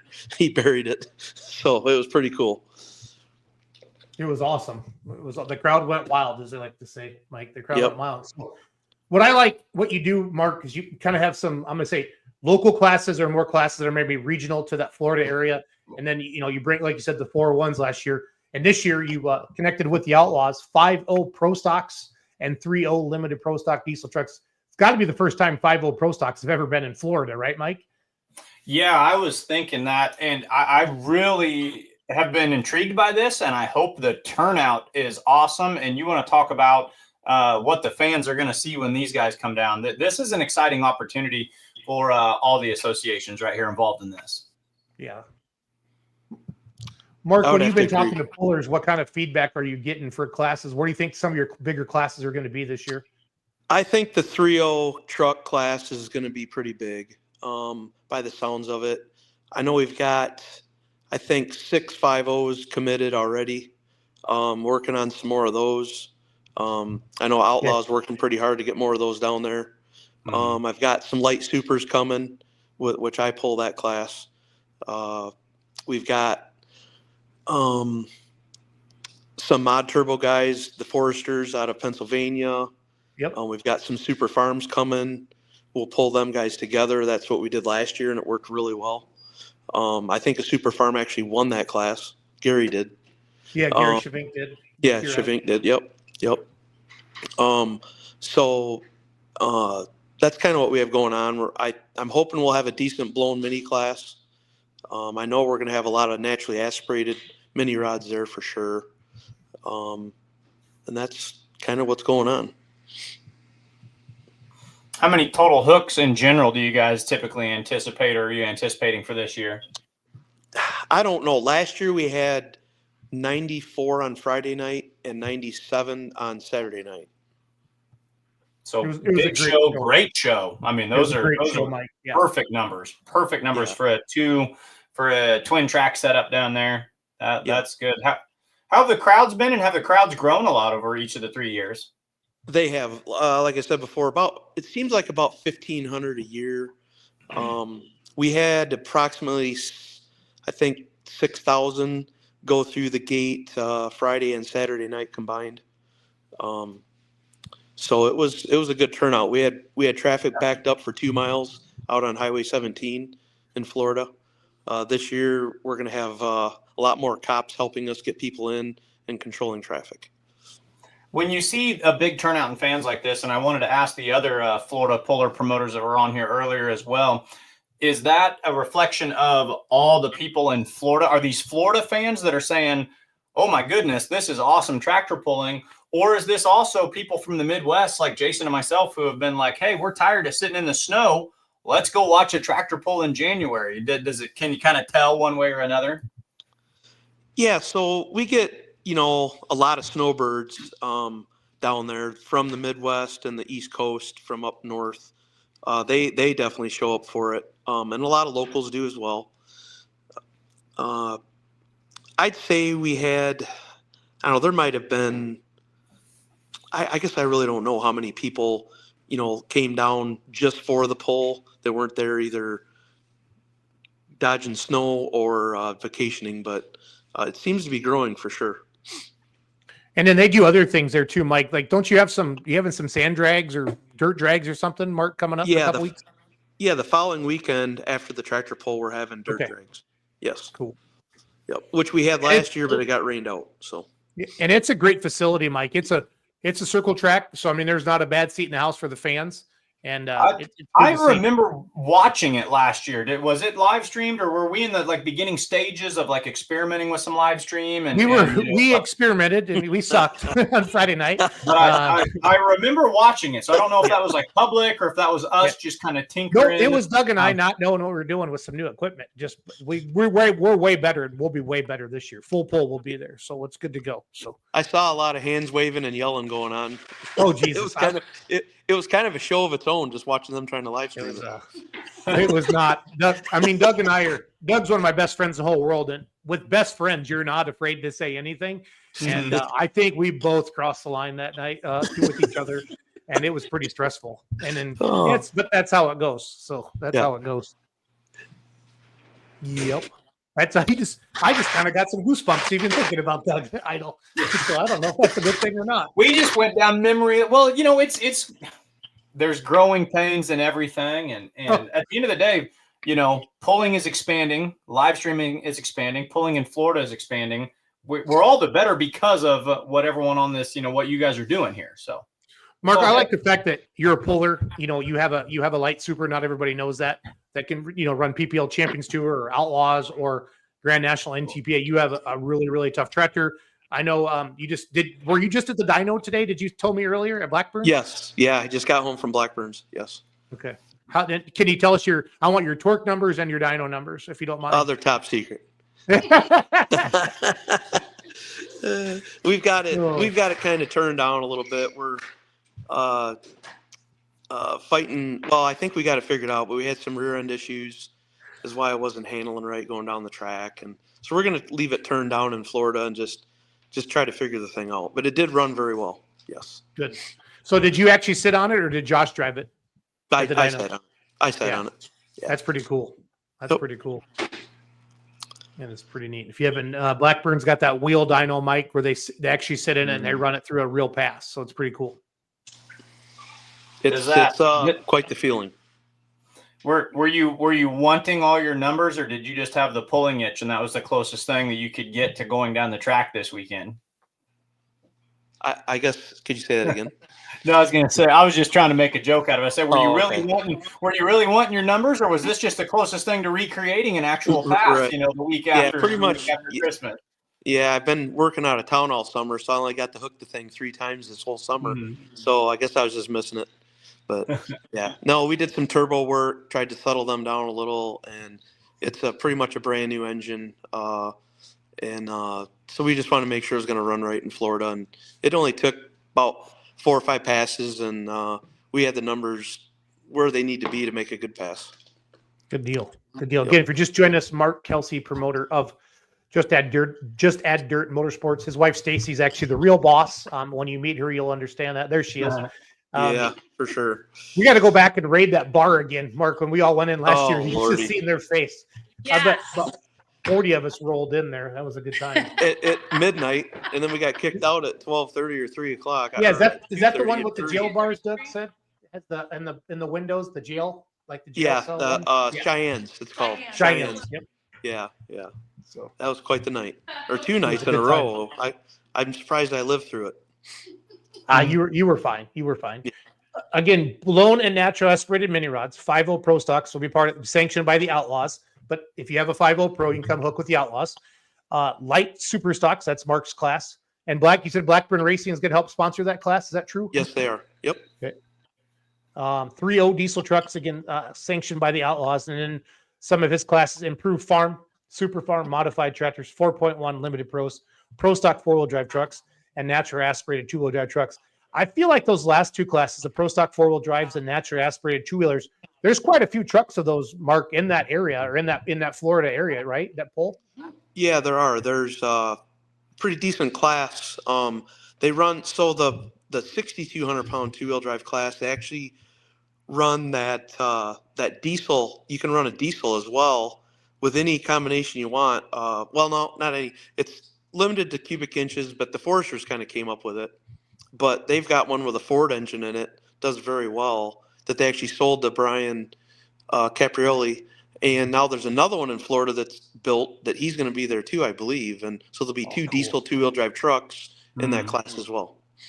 Yeah, the one is called Caparelli's is called 8 Up. That's Yes. the name of it. Yep. It's pretty fun to watch those, Mike. Check that out. So good stuff. The Outlaws just texted me, and the app is open for Satsuma. So if you're going to hook in the 3.0 diesel truck class or the 5.0 Pro Stocks, you can register on the Outlaw app, and you don't have to be a member of the Outlaws to do that. So you can jump on there and get registered. It's kind of a cool thing there for the pullers there. So excited for that, Mark. So Yep, we'd like to grow it, as much as we can, and what I'd really like to do is, offer certain classes one year and then switch it up the following, so no one gets, tired of going to Florida. They can actually look forward to it.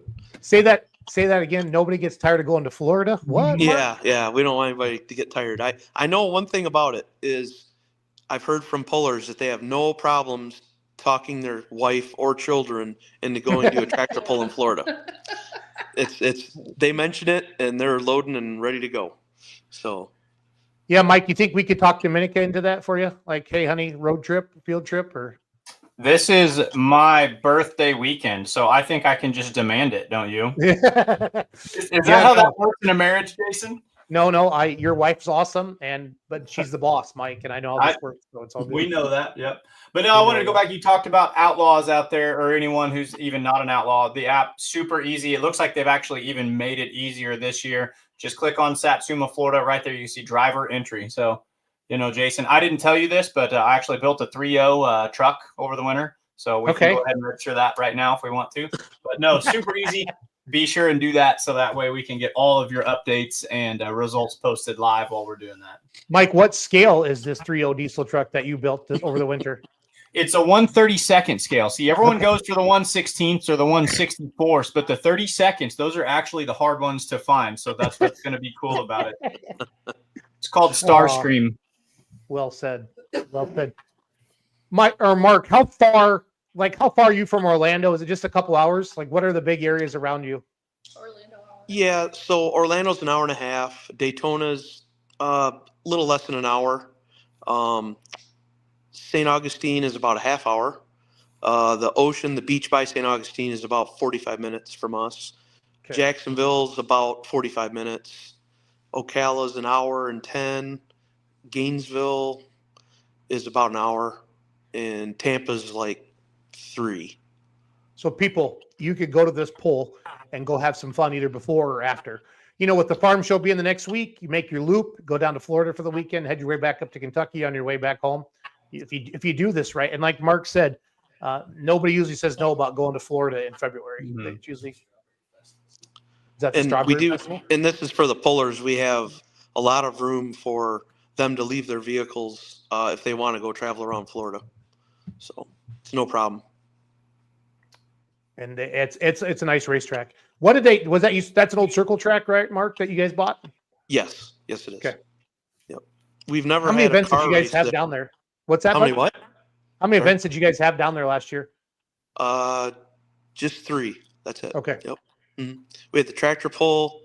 We were supposed to have the dirt drags, and then we had AMA flat track there for Bike Week as well. Oh, cool. During Daytona? Yeah. Mm-hmm. Nice. Yep. Nice. Well, we're going to try. I want to get you on every Monday night, Mark, if you can keep this time slot open. Or this Matt Hart guy used to be part of our podcast. I don't know if he heard his feelings or. Yeah, he's supposed to be on tonight. I don't know what happened. I don't know. I know he knows. I mean, we bought him a microphone and a camera, remember, Mike? So, I don't know. I do. Handy. He's out of handy dandy little things. Yep. Is he announcing? Last year he went down there and did some announcing for the microphone for you guys. He is. Yes. Yeah, he's announcing Mike, again. He is. You two together, there people would be giving drug tests, okay? Just like flat out, like way too much enthusiasm. Yeah. Well, I'm sitting here thinking, what was that other association you said just got brought on to, also work down there, whatever? You think Ron Stone's gonna go to number 2? No, Ron's going to Florida. He's already made it pretty clear. I just think Matt and I would, like you said, we could make sure that people had a lot of fun. Oh no, you will. You will. But Ron and Matt will do a good job too. Don't you? Ron is the best in the business, man. Make no doubt about it. It's gonna be a lot of fun. That's We'll have what I- Dan Mayer with us too for the live stream. So we're gonna have some heavy hitters down there Yeah, doing a absolutely. little bit of talking. So it's gonna be fun. Gonna be fun. Yeah, Well, next cool. Monday I'll try to have some updates on maybe some Yeah. pullers that are, I'm kind of, hoping some guys step up with the 4-1 class. Haven't heard from too many of them, so I'd like to hear from them and make sure we're going to have that class covered. Yep. No, that's good. Grab Stacy. Is she decent or is she running around naked again like she normally does? Mark. Naked as always. Naked as always, yeah. Yeah. Tell her to get over here. We want to talk to Stacy real quick. So, All right. you gonna come on? Hey, Yeah, there Stacy. she is. Hi. All the kids are married now, right? No, we just have one left. I thought Mark said. I thought when I talked to you this fall, Mark, that was the last one. No, we have one more left. Okay, I thought I was gonna call you guys empty nesters, but I guess not yet. So. Oh, we're empty We're empty nesters, but we have nesters. one Oh, left. you are okay. He kicked them out. Good deal. Yeah. Stacy, what do you love about truck and tractor pulling, Stacy? How excited Mark gets. Oh, she Happy really he- does love you, Kelsey. She really does love you. I do. I love it. It might be getting deep. That's okay. That is okay. Yeah. No, Are you? So you're Sheila. obviously in Illinois right now. If you were in Cuba City today, right? When are you guys heading down? Not probably- soon enough. Yeah, not soon enough, but Nah. probably about the 15th. Okay. Yeah, I have to go back out to Washington State, do some work, and then come back and head south. Good deal. Good deal. Well, thank you for being a promoter. We're excited to work with you, and I really feel like you two are going to help us do a lot more stuff in Florida, and we're there to help you both. So thank you so much. Appreciate Thank you. it. Thank you. All right. So plan on this time slot every Monday, Stacy. Okay. Get me somebody Okay. from Satsuma.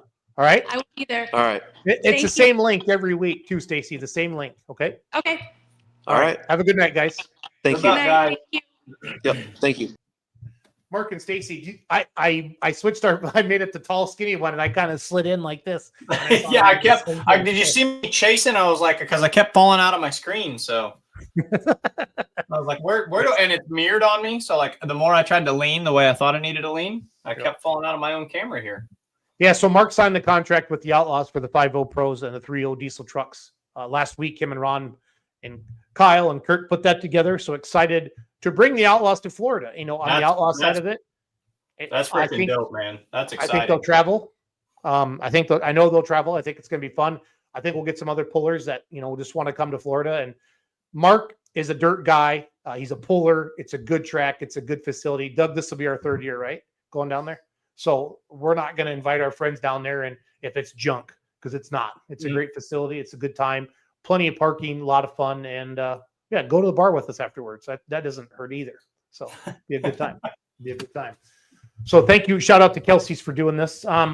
We got 15 minutes until Massetti and friends, Mike. Yeah. Do you have anything prepared? Or did Hope get me any what do you call it? How did you name your puller? I do have some pulling through the past, so we can talk about that if you want, or if you've got some how did you name your puller, we can do that as well. Yeah, let me see. I don't want Hope to get mad at me, so let me go find Mhm. see if she loaded some in here today. She usually does. She's usually pretty good about. Yep, I see some up here. So how did you name your puller? I don't have Kenzie tonight running control, so it's a little Playing your fuzzier. cool intros and such. Yeah. We got to get those side by side in here so we can actually do that. We'll just call. How did you name your puller? What do we this week or last week's? Jonathan Carter, the Riddler. These are new. My boys and wife did the naming and color scheme. My oldest son's favorite color is green, and he insisted it have green on it. So I told him black and green. Here you go. Now come up with a name. Come home one day, and it was decided the Riddler. I like that. That looks like a single engine V8 class, right? Naturally aspirated, right? Yeah. Yeah, that's going to be those Economods or hot rod tractors. It seems like every association has a different spec for them and a different name for them. But I love this one. Named it Easy Money after my granddad. They called him Easy Money. I love it. that's Jacoby cool. Wiley. That truck will probably be at this weekend, don't you think? That is that in Kentucky you're talking about? Yeah, I Lexington. think I saw it. I feel like I saw it on the pre-registration or on the Yeah, list or something when we were making our picks. Yep. Brian Carrington, endless dollars because it's endless amounts of money you spend to keep them going. And he's not wrong. And that is one tough running tractor. I'm sure that tractor will be in Cloverdale next weekend. Sure. And it'll do really, really well. So every Hope puts this segment together for us. How did you name your puller? It's fun. Mike is an announcer, and I announce from time to time as well. And it's fun to kind of have a little history behind that, Mike, of where people came up with that. So I like it, and I think about this often because in other sports, pulling is one of the few sports out there where you name your vehicle. Of course, all the other ones, they've got sponsors or they've got numbers on them, but it's a unique concept that, we're going to name. It'd be like a baseball player naming his bat that he goes out there and swings with every single time. So yeah, Mike, make this part of your questions. If you had to put a number on your pulling vehicle, what number would it be and why? Let's start doing that with people. Richard Moore has it. He's got it on the side of his two-wheel drive truck. He's got the old number 3, that Dale Earnhardt Intimidator, tucked away right beneath the headers. So something tells me the number 3 would be very popular, and the number 24 would be very unpopular in the pulling world. But that's just going to be my offhand guess. But yeah, if you put a number on your vehicle, so 1066. Before we get into pulling through the past, I do want to touch on the Hoffman family. Lost Karen yesterday. I believe she passed away, or 2 days ago, maybe now. Mm-hmm. Justin's mom, John's wife, longtime pullers, part of the Outlaw family. The obituary is up on the Outlaw Facebook page, and I'm not sure what happened, Mike. I don't know if you heard. I don't think she was sick. If anybody has any, let us know in the comments. Please do.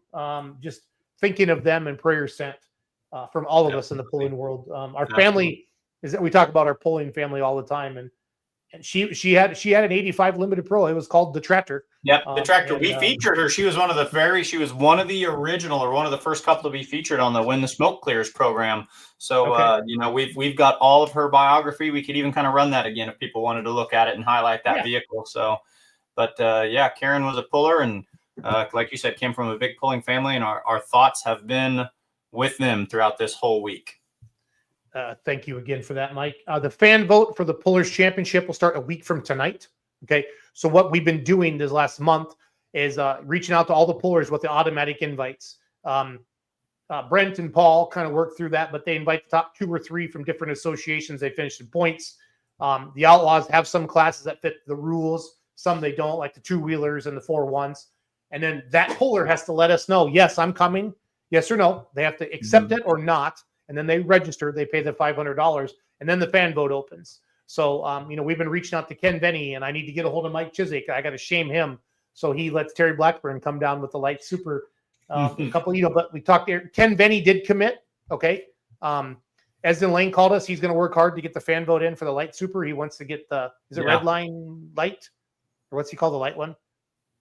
Shoot. He's built Dig and Fever. He's building the light. Yeah, Dig and Fever. Yep, that's right. Well, Eric Stacy committed in super stock diesel trucks. Craig Dickey. Brent's got the entire list to do all that. So it's fun. And then like Masterson's turned us down because of the farming. We get it. And that's how, but we like having this event when we do, because it doesn't interact with anything else. So, and then Simon's tickets for Farley, the biggest payout in the history of pulling, June 12th through the 14th in Farley, Iowa. Those tickets, the e-tickets went up for sale for those of you that want to get those online tickets. Go to fullpull.us, click on tickets, or just head over to the Farley 300 Raceway website or Facebook page, and you'll get the link to the tickets there as well. So I meant to open up the show with that, but Todd wanted to talk about that the horse park will be back. Current events. Yeah. Current events. Yes. Thank you, Michael. I was searching for the proper way to say that. Yeah, we can say that, Shout out to Jared Jones for coming on to help us with the pick'em. Yep. If you haven't done it yet, head over to fullpullpicks.com. Put your money where your mouth is. Make some picks. We got some head-to-head matchups. We got pick 2 to finish in the top 3. But now I want to switch over to pulling through the past with my buddy Mike, who loves the history. And and I don't know if Dan Mayer's on retainer tonight or not, but we'll see what we can do for him. So. Here we go. Pulling through the past.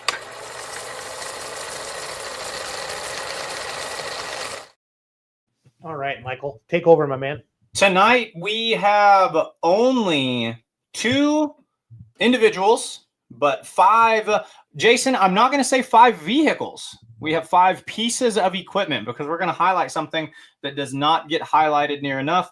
And then I am going to share a current picture, because like with the camera, Tell a story. Tell me a story, right? Jason, this is a vehicle you've probably seen throughout the years, and it was the vehicle that absolutely terrified me as a child. Did you ever go to a pull and you were like, that one's awesome, that one's awesome, that one's awesome, that one scares me to death? Was there ever a tractor that you were terrified to watch go down the track? No. This one.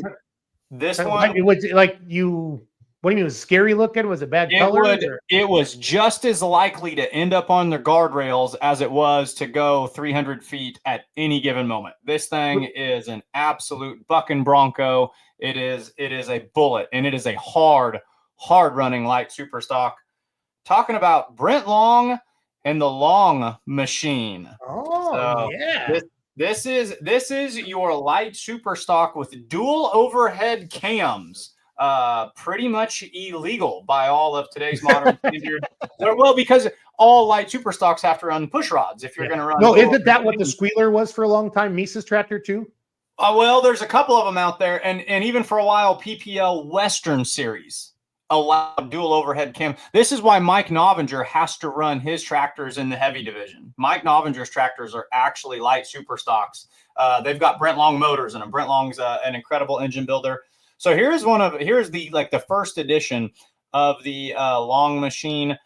No one can figure this out, but I have confirmed that this is what this tractor looked like. It's got 3 exhaust pipes coming out of it. I haven't got to the bottom of why that is, but I have heard from a couple of sources that no, that's what it actually looked like. And I should mention that all of tonight's photos are courtesy of Jim Harmon, the other big fan of vintage pulling pictures from Northeast Missouri. So we can watch this tractor develop through the years. Here it is. I believe this is going to be Macon, Missouri in those early to mid 90s. We're down to 1 stack here, but running that similar motor style. And then it's more or less I remember that tractor. Recent edition. This one came out 2002 or somewhere in there. Now, I believe he's built a 4th one or a newer one after this. This one, he elongated at one point. He weighted it up. He ran it in the heavy super stocks because of that dual overhead cam system that he had. But going all the way back to this tractor right here, this was one of, very, very famous light super stock on alcohol. That motor in that tractor still exists today. Not in that tractor, but that motor still exists in another vehicle today. And I'm going to share my screen here, and I'm going to show you the modern day version of where that exact Brent Long motor, the original Brent Long motor, can be found. So that motor is pictured right here in this tractor. Was wondering why you were looking for this picture today. Yep. Okay. So Danny Metcalf with the Plowboy Express. Mike, hit your plus button up in the top right. Zoom in on it a couple times. Yeah. There you go. So this motor, and it's not because they posted this a couple of years ago, and I made the comment. I said that looks like a Brent Long motor, and they said it's not just a Brent Long motor; it is the Brent Long motor. That is the original. You said so. Brent went on a lot of wild rides on that light super. Oh, holy moly, man! It was. I was at the Missouri State Fair with this one right here, and he literally parked it between the guardrails. He took a hard left turn. This one, there's a video of it at Macon, Missouri, where he's flipped it clear on its side. It was the epitome of those early alcohol-burning light super stocks that were just nothing but power and wheel speed. So, but yeah, it lives on in the Plowboy Express. I think it's only like Ron could tell you if he's still watching. It's like 302 cubic inch punched out to like 366. It's a tiny little thing, and it's just an absolute screaming machine. It's a bullet of a little tractor out there. So the motor lives on. Jason, you know what we don't feature enough when it comes to the world of truck and tractor pulling? The sled themselves. Correct. What are some of them? There's a post on the BMPT group, okay, that I pinned. I said post a pic. There's 100 some pictures of sleds if you ever get bored. Not that you do, but we have that. We have that capability. I remember that. That was yeah. It's been up there a while, but there have been some iconic ones. This one right here. This is Mike Wolk, I think is how you say his last name. But this is the old Bush sled with the 6-pack. That's in Illinois now. The Roughcorns own it. Dale and Connie. So this is also courtesy of Jim Harmon. So you can see a couple of this was an iconic sled. This thing hooked to monster trucks back in the day. This one was about as cool as it got. Mike Gott says it's a DT360 punched out to 408 cubic inch. So still a very long ways from 504, very small by today's standards, but very competitive in that light limited modified class that the Plowboy Express pulls in. But no, I always remember this sled, Jason. I thought this was an iconic sled through the 80s and 90s. Now, if you look closely in the back, you can actually see an early version of the Iron Man sled hanging out back there as well. So not sure where this is, but that's a cool photo. So Mike got comments, on his motor. If you want to see that, it's a DT360 at 408. So yep, I just read that when he put that. Yep, I just read that a second ago. So like I said, long ways from 504. To put that in perspective of where those light supers are hooking at today. But it's a mean motor. It was kind of ahead of its time in the day. Good stuff. Pulling through the past. I'm glad you do this. I really do. It's neat to see some of that stuff. I went out to Facebook over the weekend and I typed in Blackjack pulling tractor and found a bunch of stuff of Dad's old D21, and it was a lot of fun. Found some memories of it. Some stuff on YouTube, and hell, I had YouTube channels I didn't even know I had, Mike. So it's all with the most respect I can give this, that doesn't surprise me. I could see you being an individual who has lost track of the total number of YouTube channels over the years. Yeah. So we are approaching hour number 2, and this is where we always bring on our good friends from the West Coast. Brian Massetti, the patriarch. Well, he isn't the patriarch. We had Jim on last week, but Brian is the owner. Him and Christy, they have 2 pulling sleds now. They run MLM Motorsports. They are the premier pulling association on the West Coast. They are part of the Golden. They host the Golden State Invitational. That's how I've got to know the Massetti family.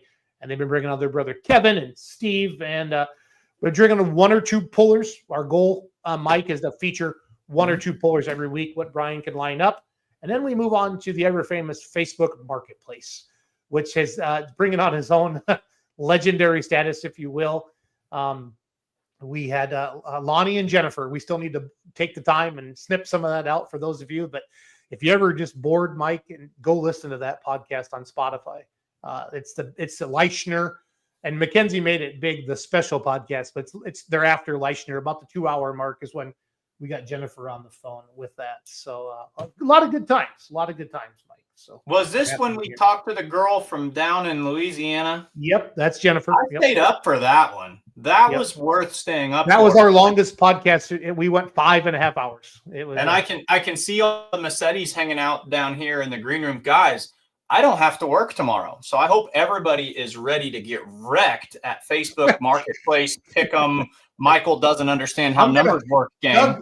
Doug's gonna come sit by me. Doug's good at this Facebook Marketplace stuff. So when we get into that, you're not going to bed. So here we go. Mackenzie's not with me, but I'll play my fancy tunes here.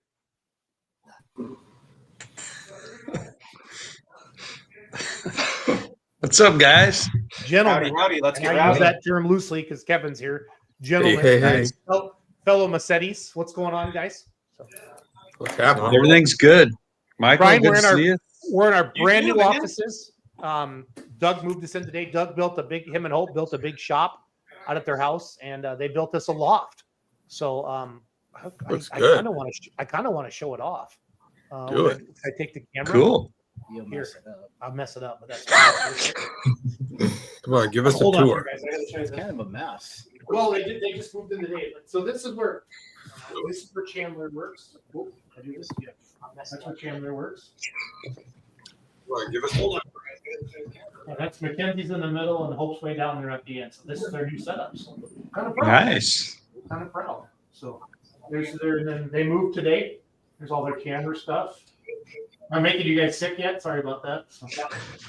No, we lived through Lonnie. You're good. But we have official offices now, so it's nice. It's nice. And there's new carpet, Brian. There's new carpet, and Hope won't let us wear our shoes in here, so we're wearing our socks. So, Well, do what Hope says. we do, because otherwise she can get angry, and we can talk shit about her because I guarantee she is sleeping. Guarantee. Okay. All right, Good. Seti, take Well, over, buddy. Massetti and friends. Let's roll. Welcome, everybody. It's Brian and not cheating Trev tonight because he's right here with me. Trevor. It's What? Kevin's a cheater now. Don't worry. So. Yeah. Okay. No way, dude. Yeah, well, that's Not okay. once. We'll try. We're going to try to restore the integrity of the Facebook Marketplace game for 2025. Of the sport. Yeah, the whole sport. You're right. So, hope everyone had a great Christmas. I know we did. It's great having the boys here. We got together with family. It's awesome. Kev, thanks for being here. James, hope you found a good place for your podcast tonight. Yeah, very exciting. Good. Well, tonight as a guest, I think it's probably our most famous guest we've ever had because this guy is on a podcast every other week. He's one of the anchors, Chris Daniels with the Baby Huey modified four-wheel drive. So, Chris, thanks for joining us and welcome to Massetti and Friends tonight. Hey, thanks for having me on, guys. I really appreciate it. Everybody had a great Christmas. How's it going? Good. How was your Christmas, Chris? Good. No white stuff, so it was nice. Yeah, well, that's good. Yeah, no snow here, so no shoveling. Oh, you're talking about snow. Snow. Thanks for clarifying that. Yeah, snow. Yes, James. Gotcha. Yeah. I forgot Kevin on here. So, Chris, tell us about yourself. Where do you live? Where do you call home? What's Kim and I live here in Carson City, Nevada, like stone's throw from Lake Tahoe, and I retired from heavy equipment. I was a heavy equipment operator for 27 years with building roads and highways, and I retired from there, and then we just do truck pulling. Sweet. Have you always lived in Nevada? No, I was born here, went to school here, and then I did go to California where I was introduced to truck pulling and was there for, I think, 5 years, and then moved back to Nevada in like 89, I think. Okay. And been here ever since. Pretty much. Very good. Pretty much lived here.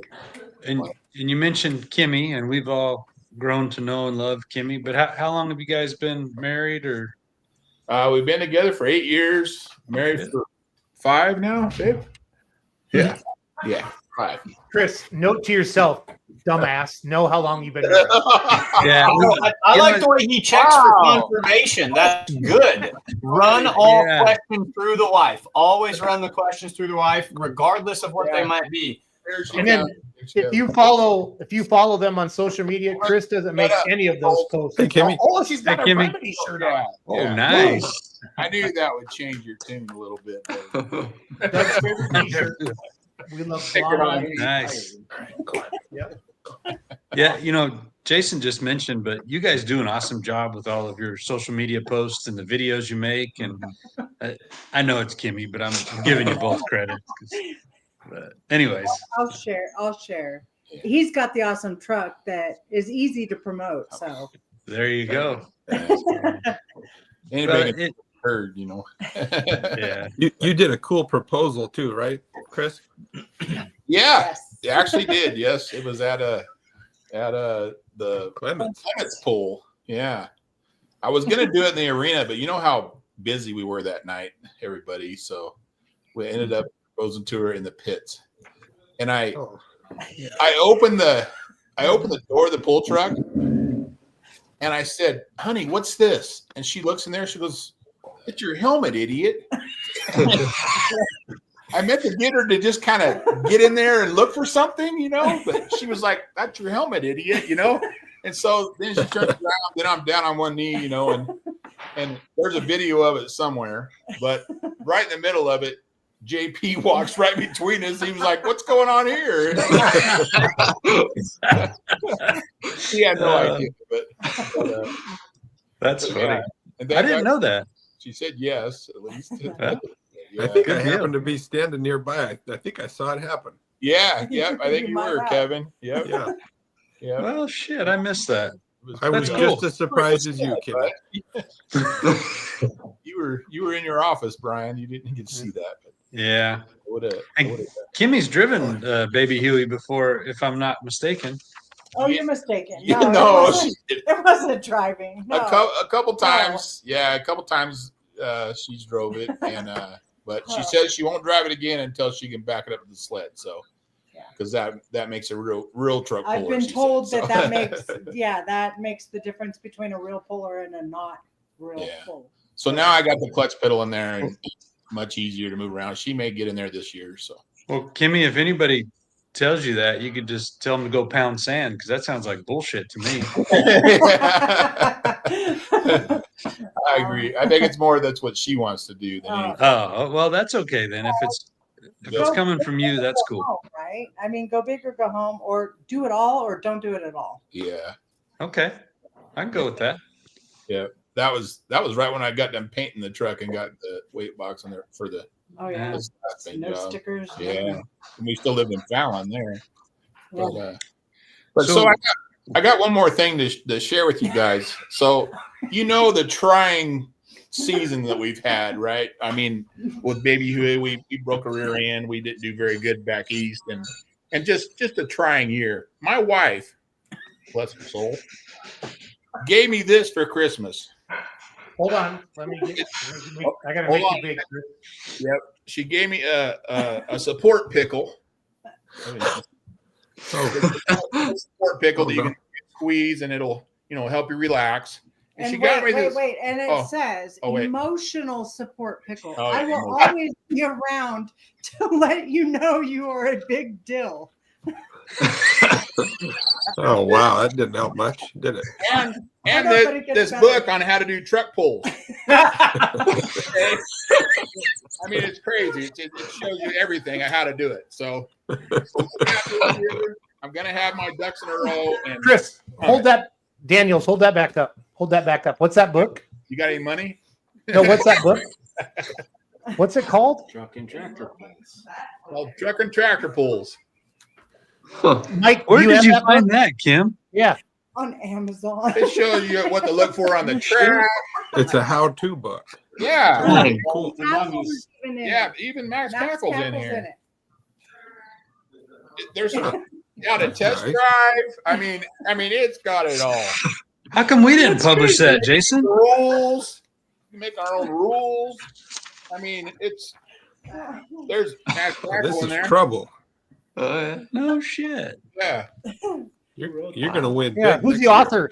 Chris, who's the author? Where was that published at? Kate Kate McCauley. Kate McCauley. See where it was published. I was trying to see where it was. Gareth Stevens Publishing. Oh yeah. That's funny. Anyways, he makes a bunch of different ones, I guess, like off road or whatever. But yeah, so You can get into all kinds of my stuff. wife gets gift of the year. Thank you very much. Kimmy's a lot of fun, Chris. You're a lucky Yeah, dude. she is. And I'll have my support pickle when I get the pins. How has Kevin not made a squeezing your pickle joke yet? Like how is this not? It's early. It's early. Yeah, Mike, it's only 7:41 out there. Oh, okay. Because I felt like that was teed up for him, and I was like, okay. Yeah, you're right. You're right. I should have. Did you call it an emotional support pickle? Yeah. Yeah. It's just a reminder that he's always a big deal. Yeah. Yeah. I've been called worse. Yeah. Wow. Buy less.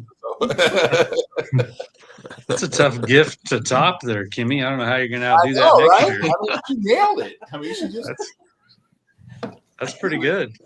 So hey, Chris, we see a lot of pictures on your social media of what you're working on the truck. Where does Baby Huey live, and where do you work on the truck?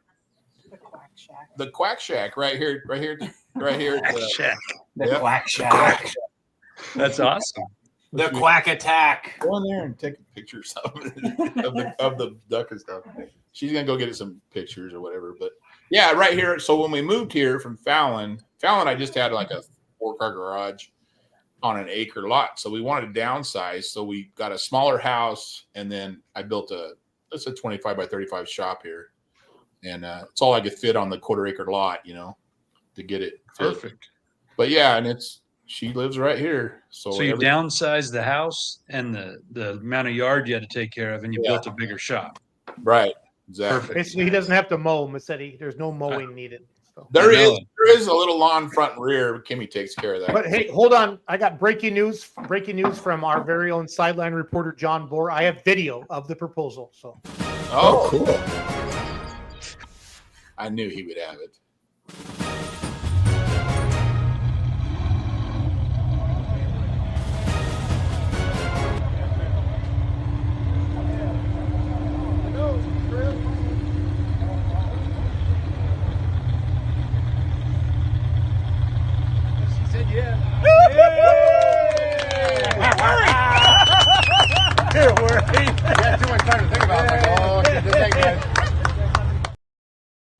I think this is our first engagement video reveal, don't you think? Or no? I think it is. That's pretty cool. From Massetti and Friends. Awesome. Chris, I'm kind of impressed, bro. I'm kind of impressed. Put that in that truck pull book, huh? How to get engaged. Chris, what poll was that at again? I know you said earlier. It was Clements at Raging Horses. Brian and Reeves put that on there. Okay. What year was that? Yeah, you put me on the spot. 2018. 2018. 18 or 19? Right, the year I was out there. That 18. Yeah, it was 18. I told her we had to wait 2 years to get married after that. So very good. Married in 20. So looking forward to 2025, the pulling season. Anything in particular you're looking forward to, or a special event you want to go back to? I just want to do better, man. Just want to do better. Hey, we need grab your pick, Chris. Grab your pickle and take a deep breath. Yeah. Your emotional support pickle, Chris. Just have Love the other one. from the mirror. You know that's not Kimmy's because it's too small. So. Yeah. I could get a big one, I guess. No, all the MLM events. Are you kidding me, man? I love it pulling these guys. It's a lot of fun. Everybody has a blast. Everybody the camaraderie is great. You're always there to help. You're always putting in the effort to put on a great show. I mean, it's just hands down the best time we've had this. Even though we didn't have very good luck with the truck, we had a great time last year. It wasn't all bad. Chris, were you still able to beat John Bohr? That's really the measuring stick on your season. So I got him in a couple pulls, but I got to hand it to John. He had the magic dust this year. He had a consistent season. Yeah, he was very consistent. Stayed up there ahead of me. No, I didn't catch him. He ended up third. I ended up fourth. So. And where did the Yellow Fever truck finish? First. That guy. It was first, Jason. That guy. I don't know. I don't think anybody's ever going to catch him. He's just. Can we? I think we should tech it, Chris. What's Oh, that? yeah. Tear down. Oh yeah, it's coming. It's coming. No. Oh yeah. Yeah, Kev, where's the unicorn, bro? The unicorn. It's somewhere. I'll go you not find know it. about the unicorn? It ran away. Oh, the horse. Yeah, I can't Hold even on. I was trying to explain that story to somebody, and they're like, "You did what? With gloves? And you took it to what?" So I think it's one of those you had to be there kind of a thing. Oh, yeah. Running around that SUV at the stoplight with that thing had to be the highlight of that unicorn's trip. Yeah. The only thing that would have made it better if the light would have turned green. Oh yeah. Because you would have just left his ass there. And I would have rode Bucky right down the road, barefoot and all, just smacking my own butt. It's named. As a media person, how many views and how many reactions has that video alone gotten? Oh, thousands. You're lucky that was in Nevada, you would have got a record. There it is. Kevin's got it. Imagine that.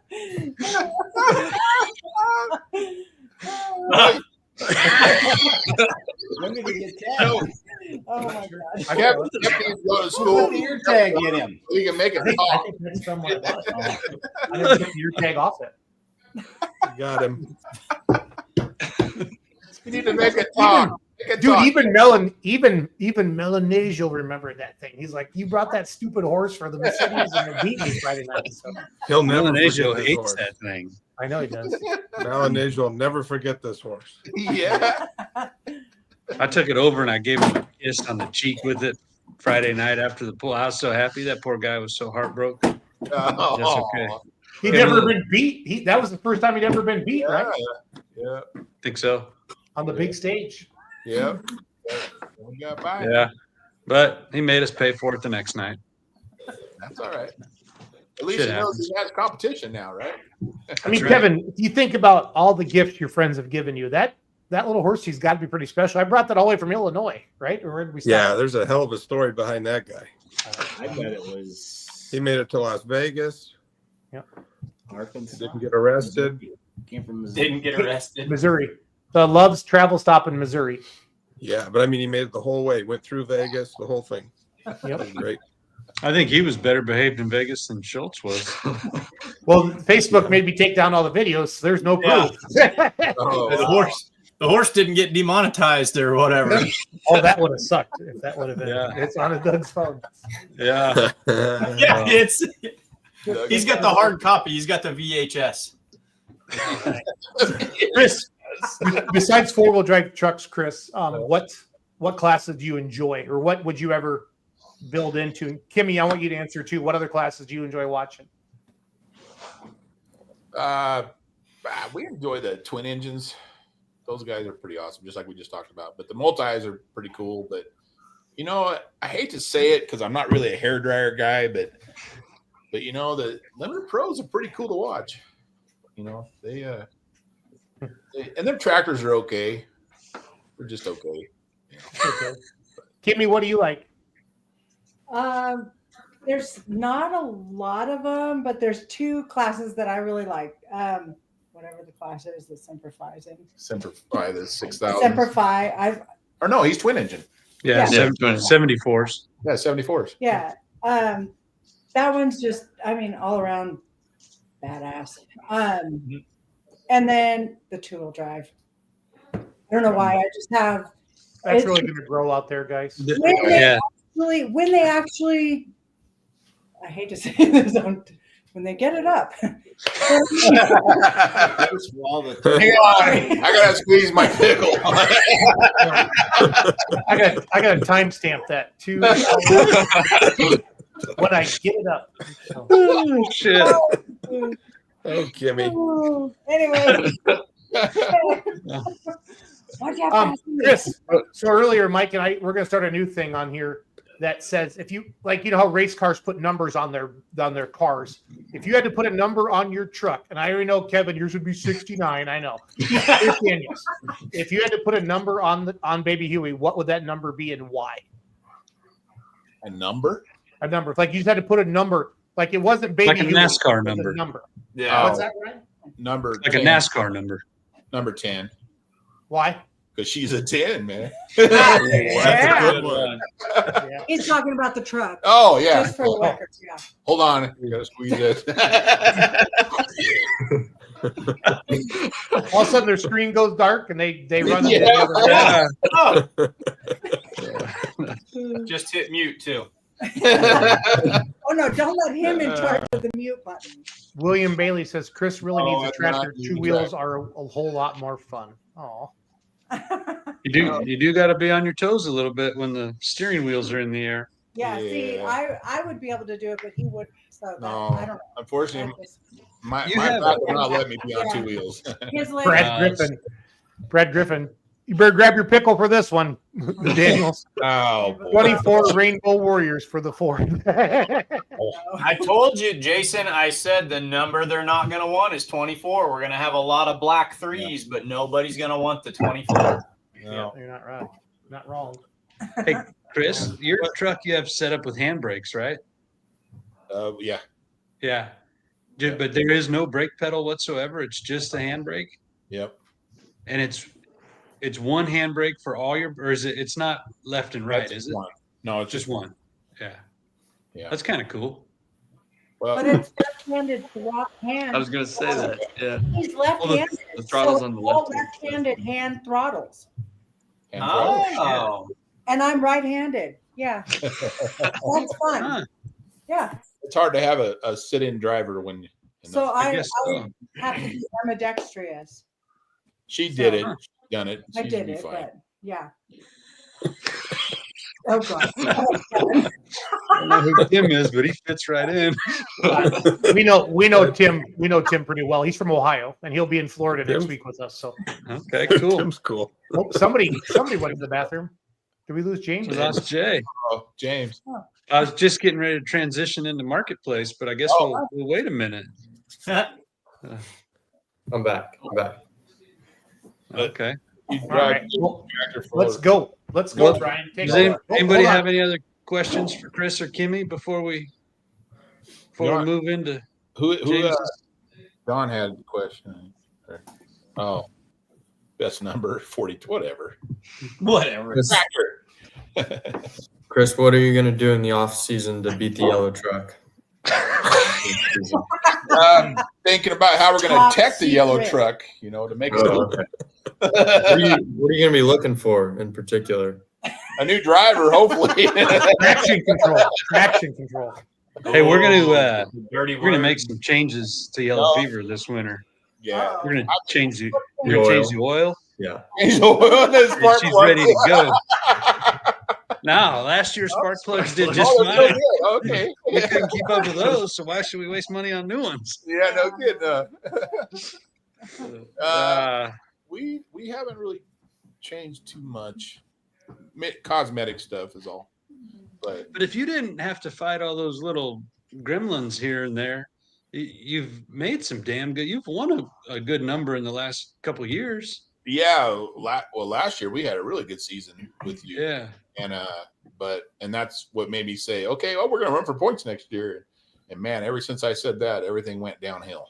But I'm not saying that again. Out So, loud. Yeah, Chris. out Say it loud. out loud.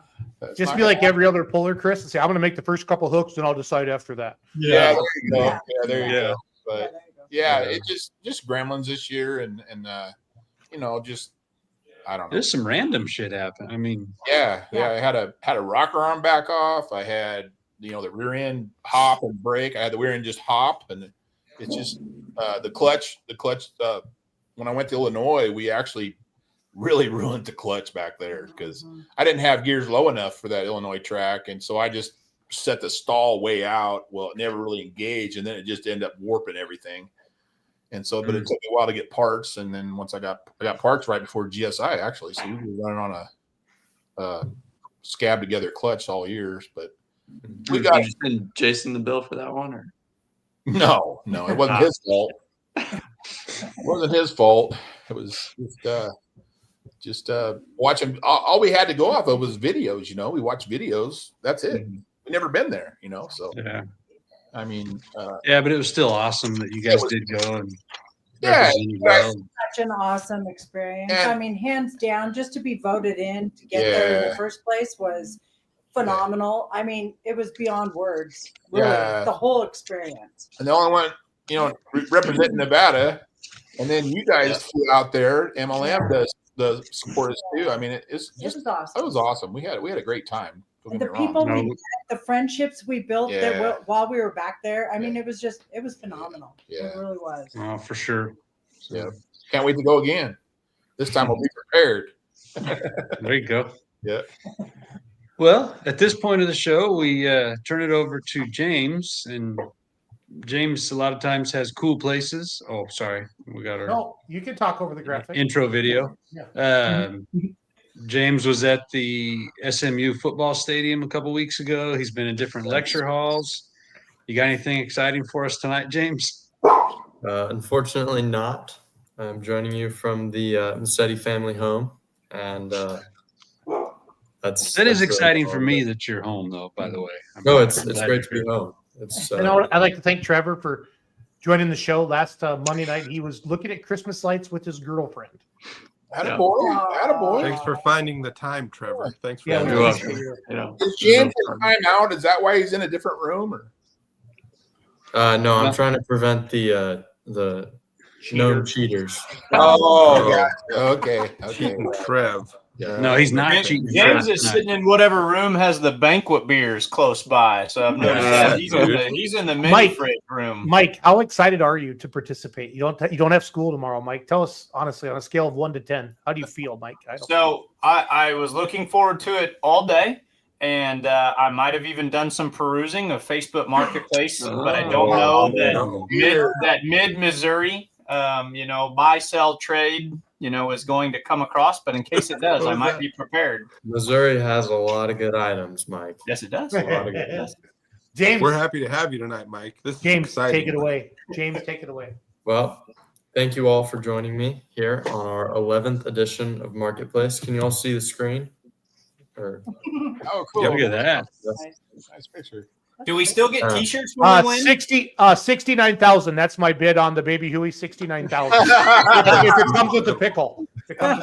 Not enough. With the pickle or without? Mike, I have a new change to the show. So we'll go over the old rules real quick. I'm going to show you a Marketplace listing. Chris, I think you've seen the show before. But excuse me, I want Kimmy to be Kimmy and Chris are two separate guesses. Yes. Oh, okay. Yeah, Kimmy's got to get a chair here, and she's playing with us too. So I'm going to show you guys a listing. You're going to guess the asking price. Right. It's Price is Right rules. The closest without going over gets the point. If you get the dead on correct answer, it's 3 points. Right there it says winner gets a GSI t-shirt, but actually now we are much more legitimate. If you could go to my camera, I can't see what you guys see, but we have custom shirts now that say Points Champion, Study and Friends. We haven't decided exactly what we're going to do for the wording on the back, but this is this says, I would drive 4 hours to pick up a 4-wheel drive lawnmower with 38-inch tires. Hashtag live like Lonnie. We may James, hold that back. James, hold that back. Show it again, Jay. Back up. They're late to the party. Hold it up a little higher.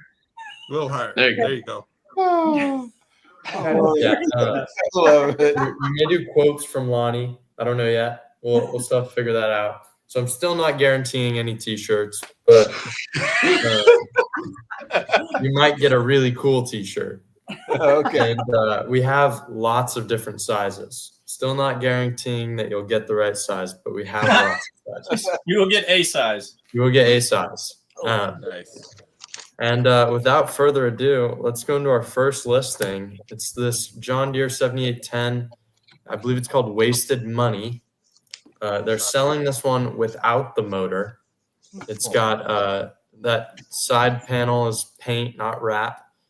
Comes with the weights. Only 7 hooks on those tires in the back. It is going to come with a new tranny blanket, and it has an RPM data logger. It's in Minnesota. It's a very cool tractor, and I'm sure Mike, Jason, Doug, you guys probably know more about it than I do. I've seen it run, yeah. It looks like a good addition. Is it a Super Farm or a 4.1? It was a Light Pro, Mike. Light Pro. Okay, so 85. It was brand new last year or to that guy, and I think he's building a component. Okay. Well, since Jason might know a little bit more about it, we'll start with Jason. I'm gonna say 70 grand. 70. Keep in mind this is without the motor. Yep. And Trev, you're next. Damn, that one threw me off. I I'll get skipped or what? go. Doug, let Doug go. James, I say 60,000.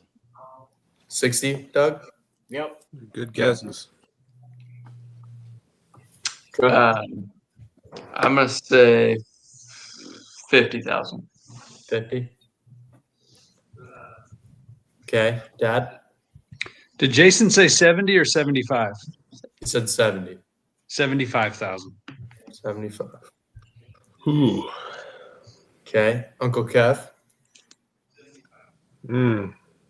well, it's green. It's John Deere 7810. What did they say already? 50 and 70? 50, 60, 70, 75.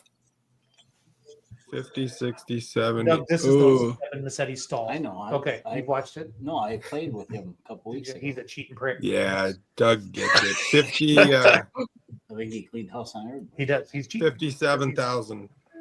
$57,000 even. 57. Mm-hmm. Gotcha. Okay. Let's go to Chris Daniels. Did anybody say 65? Nobody said 65. 65,000. 65. Kimmy, what do you think? I'm gonna go 71.5. 71.5. Okay, I like it. And we'll go to Mike for the last guess here. 64 with 3 9s to the right. 64,999. Nice. Dollar undermined it. Well, I believe that's everybody, correct? Yeah. I'm missing one. It is 59.5. Wow. Doug just $500 off. Unfortunate. Wow. But Uncle Kev, 57,000. He gets the point. You went 60. I believe. Who won last week? Kevin.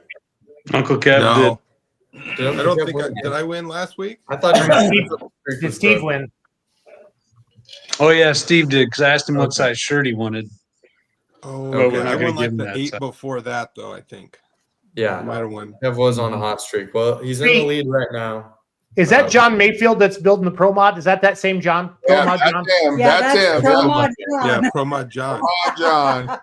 Something Pro Mod about going to John. California. I end up getting super drunk, and it's hard to remember everything. I don't know what it is out there. You remembered that, Pro Mod John. Oh, Doug. Doug should be all over this. Oh, Here is a 39 MT Freightliner. It's made into a Hey, crew cab. doesn't Mincy have something like this? Yeah. Hey, Yeah. night guy? Yeah. Got Yeah. some very nice interior. It's got a 400 horsepower Cummins with a 6-speed Allison. It's got air suspension, air brakes, no rear body there. You can see just the frame rails, and drives great. It's coming to you out of Strong City, Kansas. It's a very nice restoration piece. That's all the information I really have for you. We're going to start this one off with Doug. Doug, what do you think about this Freightliner? 74.5. 74.5. Okay. Cheatin' Trev, Freightliner. What do you think? What is that in that picture in the bottom middle? Is that the motor? Like, yeah, that is the motor behind the cab. Oh shit! Well, I can do wheelies. Yeah. I don't know about that. Yes, it is. Okay. That's a Jiffy Jackrabbit.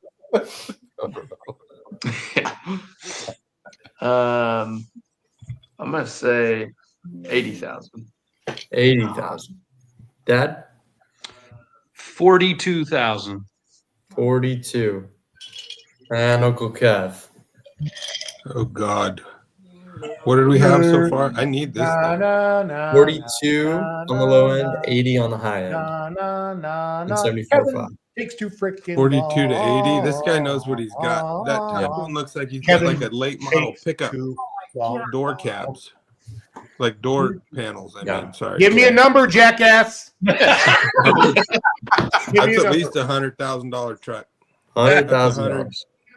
Well, Six at least digits. 100. Oh, okay. 110. 110. Gotcha. Yeah. Give me 110. Chris, what do you think? 88,000.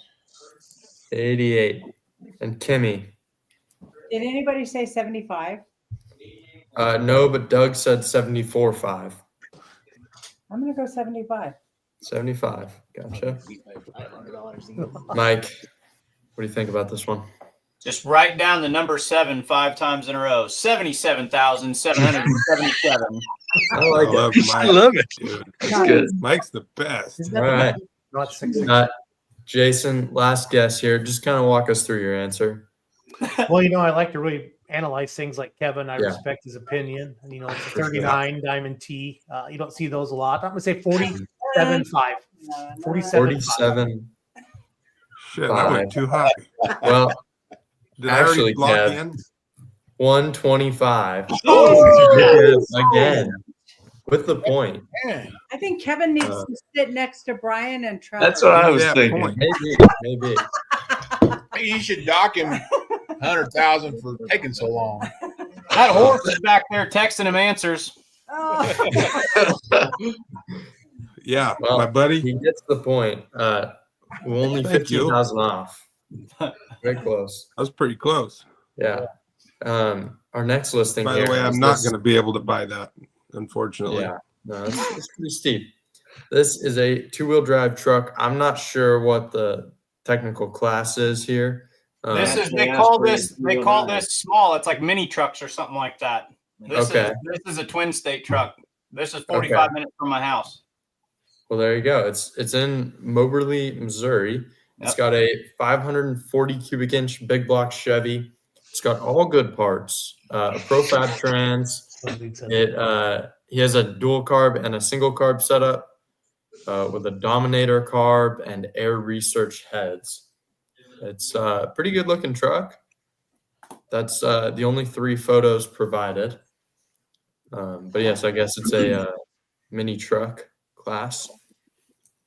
We'll start this one off with Cheatin' Trev. What do you think about this two-wheel drive truck? I don't know. This one's tough. This is tough. I'm gonna go 38,000. 38,000. Oh, that's a good guess, Trev. Yeah, Dad? thanks. 27.5. 27.5. Uncle Kev, what do you think? We had 38 and 27.5. Yeah. 25,000. 25. Chris, I don't know if you have much experience with two-wheel drive trucks, but what do you think this one's listed for? Well, if he had bigger tires in the back, it'd be worth more, but 32,000. 32. And Kimmy? I'm gonna go 28. 28. Okay. Mike, this is practically in your backyard. I expect a good guess here. saw this truck for sale, but I was still at school, so I had split focus. This was during like third hour 8th grade English, and I'm being 100% serious. And You didn't see this in your research today? You No, just not today, admitted but to cheating. I am like 99% certain that it's under $20,000. I think it's like 17,000 if I remember right. What this guy's asking for it, but I don't remember.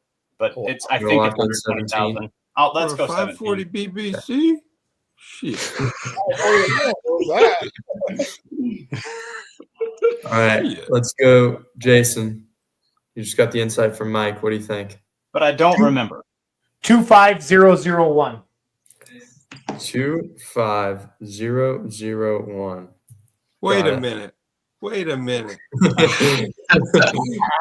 That son of a Yeah, bitch. that gives Kev a pretty He's been limited over me. range there. What did Mike Wait. get? We're gonna go to Doug for the last answer here. Mike, What was Mike 17. Mike 17, yes. Mike's probably going to get it. 16,995. No, that's not. That's Doug. not. No. That's the wrong guess. You want to lock that in, or do you want to read? You got a redo that one? $5. You got a $5 gap you can play with. That's not good. I'm gonna lock that in. Lock that in. Gotcha. See, I don't understand this game. I thought you wanted to go underneath. You want to go over it? You want to go over? No, you want to go. Probably under. It is the chances closest of it being guess within that without going $5 over. range are pretty low. Yeah. Whatever. I don't know. Doug kind of just limited himself Doug, there. I If love it's- Doug though. If it's 16,995 through Through 99. 16,999, he's got Yep. it. He might have. So when I bet $1 lower than someone earlier, that was a bad bet. Yeah, Right. Yeah. Okay. Should have bet Other $1 way. over. Kind of what Or Doug like- did, but I Doug, thought I was I being don't get it, Doug. Yeah. No, it would be like what Jason did. Jason Your did it delivery, the Mike, right though, way. was worth it. The way you Yeah, delivered it that. was. No, you had me convinced that it was a good And guess. I'm pulling for them. Doug now. I want Doug to win this. Yeah. I also well- convinced everyone that an Amish buggy was worth like 10 grand and they sold it for 300. So watch this truck be listed at like 112 or something because I don't remember. It is true. Unfortunately for Doug, it is 26,000. What did I say? You son of a bitch, Jason. Jason's fly move there takes the point from Uncle Kev. Jason with 1 Dang it, I point was now. close. Wow. Just 1 point Almost behind had Kev. that. Attaboy, Jason. Let me Before go we after move on, Jason next I time. want I'd like to thank my uh, mom and dad. I'd like to thank my yeah. mom and dad for getting busy in the around prom of my mom's senior year. 75. It was a good year. I was born November. Do the math. Go, Mike. Well, So right now we got Kevin with 2 and Jason Schultz with 1. Right? yes, that is correct. What Before we month move were any you born? further, what's November that? 9th. GSI. Oh. My birthday. So you were made in the same year, yeah, like Lonnie says. Yeah. You were made. You were made the same year, yeah. That's right. Before we go any further, I want to just do Oh, look at this. quick promotion of Trevor's senior project and give you guys a little update on where he's at. So as you can see here, this is the newest Terminator sled. It may not look like a whole lot yet, but it's coming along nicely. He's got the 2 differentials welded in there. He's I believe he's working on the wheels for the box, correct, Trev, today? Yeah, that's what I was working on today. Getting it all lined out. This is a little bit more recent down here. You could see that's kind of the beginning of the box that's going to hold the cage, I guess, that's going to hold the motor. It's a pretty sweet garden tractor sled. Heck yeah. It's one of the only ones you'll see with 2 axles back there. Hey, James, how much for the John Deere race car on row 2 back there? Oh, shit. Dad, how much are we listing that for? We're Brian, gonna play a what's- new game. You Brian, name what- your price. Name We your actually we price. should play a game. What could we buy out of Massetti's shop? There's like 8 garden tractors in Oh there. my gosh, yeah. There's Yeah. how many sets of 30.5s? Go ahead, Couple. Theo. Yeah. Couple. I bet. Hey, we should do that. We should walk around the shop and you all just tell me what you're willing to pay for shit, and I'll ship it. Just say yes Yeah, or if no. it's just if it's just a game, Brian, I'll tell you what you want to hear. No, it's for real. So yes, this is Trevor's senior project. It's he's building a garden tractor sled. It's a pretty cool project. He's looking for some help, especially with metal procurement and financial support. If you are inclined to help out, please contact him with this information over here. Is his phone number and his email. It's a great project, and if you have any questions or want to book a show a little early, maybe talk to Trev. And yeah, without further ado, let's go to our next listing. This one's pretty cool. It's a little bit of a conversion. Okay. So this is Betty Crocker. Yeah, that's the work Lamborghini vehicle. Wagon or whatever he says it is. This work vehicle originally started life as a Astro cargo van in 2002, but has been changed up a little bit to be a little bit more practical. As you can see, it now has a truck bed. Hey, that James. Yes. James, can we switch this to how many times did I get high before I thought of this? Over 14 for sure. Arkansas, so it's proven fact. Yes, it is in Arkansas. It's really, I mean, I'm not going to say they did a good job, but they did the job. You'll notice also, they took the time to put in a hood scoop. It's facing the wrong way. Well, I mean, yeah, technically, but That's an interior. Look at that.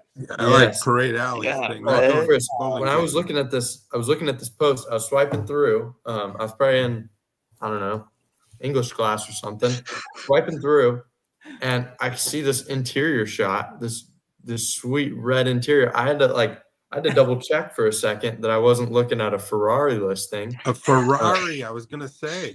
Yeah, I mean, it's a luxury vehicle, really. Yeah. You can see a little bit of the inside there. You know that this guy binge watched the Fast and Furious saga on USA TV, slammed a Monster Energy drink, and went and did this with his buddies. That's probably 100% accurate. Bro. That guy needs to be called. You can see the inside here too. You can't even tell that it was converted. Looks factory. Yeah, that's pre-Colorado. He's right. It's got a handicap plate, as you can see. The only thing missing is the Corvette lights. I'll tell you, speaking from experience, having 2 of these fine vehicles in my former days, don't slam on the brakes because you'll blow the power steering pump. I did it to 2 of them. You'll also notice, I believe this is a custom rear bumper, and That's this different is a than the picture other that they picture. took. There's a lot of smoke. There's a concerning amount of white smoke for Why a did picture. they take the picture during the smoke? I don't know. No idea. Wait, that could also not be from the truck. Maybe that was from them. Me too. We do have a bid down there smoking it up. A bid for Baby Huey's new hauler. I just want to make sure everybody sees the screen. That's red. That's code 3. Negative. It comes with a toolbox there. You can see it. It clearly works. Does it come with that cherry picker? I can't give you the information there, but I hope so. Why is the bumper different on that picture though? Say, That's wait, got there's me 2 different concerned. pictures. Well, I think this is before they color matched it. Because it doesn't even have When the they doors moved- in that Old picture. man, come Yeah, on. no, that was And a, they did the license plate move conversion. Yep. That's Well, right. yeah, that's because it's in that one picture. It was still a van. Now it's a truck. That make a Oh, great yeah, dude. repo van, like a repo man. You come in. Yeah, for sure. Oh yeah. It's Oh, a the trend. repo van. So, anyways, yeah, it's all-wheel drive. It's got a clean What? title, believe it or not, and Kidding it's me. daily driven. That is course. interesting. You can tell the owner really has the financial backing because he put new tires on the front. He probably put both It's front front ones. wheel drive. I think. Yeah, Brett did both all front front. ones. He also has a spare front and bench seat from a 1994 GMC. It looks like. No need for the bench. No, and he's welcome to trades. When I tell you I looked for a long time to find this guy's phone number, I did. I bet you did, dude. I've found all like those those websites that have like way too much information on everybody. I looked through all of those, but I was not going to pay the 30 cents or whatever to find out his phone number. So unfortunately, Next I don't. time But we'll pay the 30, dude. yeah, well, I didn't. I was worried they were going to take my information if I did that. For sure. They 100% we're gonna do that. Good yeah. choice. So, anyways, we'll start this one off with Mr. MLM, Brian Massetti. What do you think about this sweet work vehicle hauler? I think it's absolutely fantastic. Right. Can you imagine how good the lawnmower would look back there? Yes, that's kind of where my head is going right now. Yeah. I think Arkansas is on the way from Wisconsin to Louisiana, if I'm not mistaken. It's not too far out of the way, correct? It will be on the way. I Even if am it said going California. to. I'm going to say this is a solid $11,000 vehicle. 11,000. What? Yeah. 11,000? Yeah. Where's the I gold? think he went way high. Yeah, he did. I think he is way high. That was too much. Jesus. Uncle Kev, what do you But think? Well, it's got the Ferrari interior. Got the Price. price, Kevin? $1,200. Wow. 1,200. Chris, Because what I do you think think? 12,000 is too much. 3,800. 3,800. And Kimmy, do you see this in the Baby Huey team future or not? No. No? It's got Oh, the that's C weird. word on it. No, that's no. And it's got red in it. It's just a no-go. Yeah. Oh, it's the red. Okay, I understand. No red. That's No the go. only thing going against it, huh, Kimmy? Is the red interior? Well, yeah. The C word I too. mean- we don't do that around here either. So. Whoa, mean, what? Buy it just for the cherry picker in the back, but you know, Okay. I don't know. I don't know. For towing Mopars. I'm gonna say, what'd you say? 38. I'm gonna go. I mean, keep in mind if you were to break down on the side of the road, provided that the cherry picker is included, it would be pretty easy to pull them You over. said it's got handicap plates. What's that, Mike? You said it's got handicap plates. Yeah. You don't think there's like some sort of redneck affiliation between like the cherry picker and some poor like wheelchair bound like individual? There like, could be. like, That would make it interesting. I'm just wondering here. I was kind of thinking too, like handicap plates, you'd normally want to convert like a truck to a van, not the other way around. Right. Yeah. That's But kind of what I'm thinking. hey, to each their own. Yeah. Mama's riding in the back, I guess. And you never know what the cherry picker is actually picking up. Okay. Yeah. No, we never know. Sorry to interrupt you there, Kimmy. What do you think? I'm gonna say 28. Sorry, say it one more time for me. 28. 2,800. Right? 2,800. A pretty good guess. Mike? We're gonna party like the list price is $19.99. 1999. I like it. Jason? $3,000. $3,000. Doug, what do you think? $22.50. $22.50. Trev, you're gonna close it out here. Give me the spread. What are we looking at? On the low end, we're at 1,200. That's Uncle Kev. Yeah. The high end is 11 grand. That's a lot of money. Your father. Our median Your is stoned father. our median, I believe, is 2,800. You don't think those back doors slide open anymore, huh? Oh no! If they do, I'm gonna just say no. Yeah, I went too but low. I'm not. Pretty sweet of it. Did. I was gonna say that would. I don't see any reason why they wouldn't. Well, unless it's all back welded. window with it. The Yeah. important part's still there. The track. Yeah, I see that. I gotta Do it, go Trev. 3,700. 3,700. Gotcha. Okay. Well, ladies and gentlemen, I cannot believe this. Honestly, it's $1,200. Oh my God! Really? Yeah, dead on. Kevin, That's- Put it on me. You Uh, cheated! No way! No way! Cheating The Kev. camera on the winner. I mean, we're gonna have to replay the footage and see if there's anything suspicious. But I don't believe he's cheating. I think that he's horse- just that horse out of town. Let's do an instant replay. It is. The There's horse no. told you. Show me on the camera. Show me That on the horse- camera. That horse told you. I don't know how, but that horse told you. Show me on the camera. Well, regardless, Uncle Kev with 3 points from that listing brings him to a total of 5 points.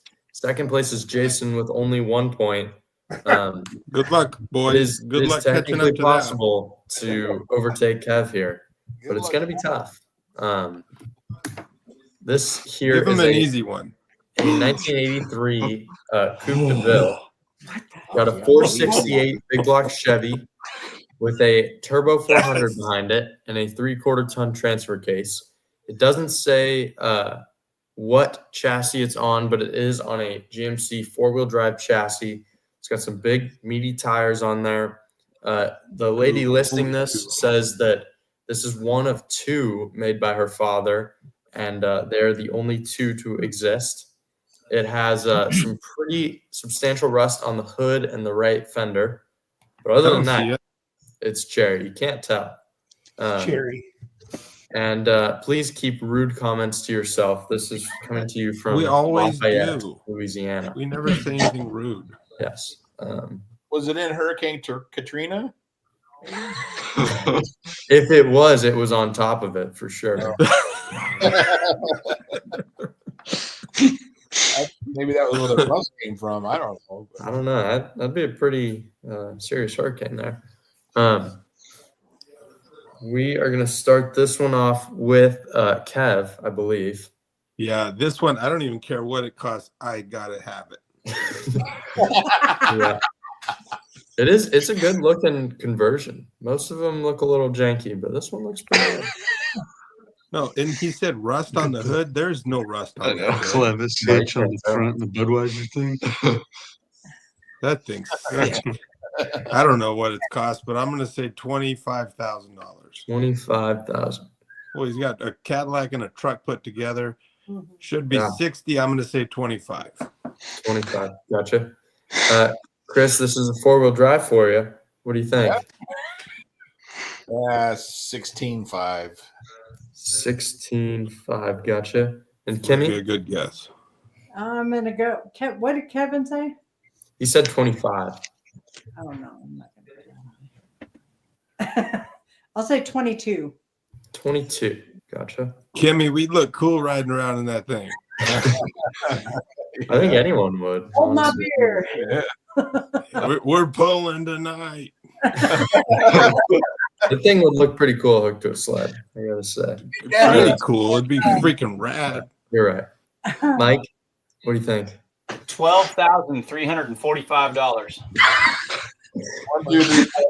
1, 2, 3, 4. It's the most common listing you see for things on Marketplace.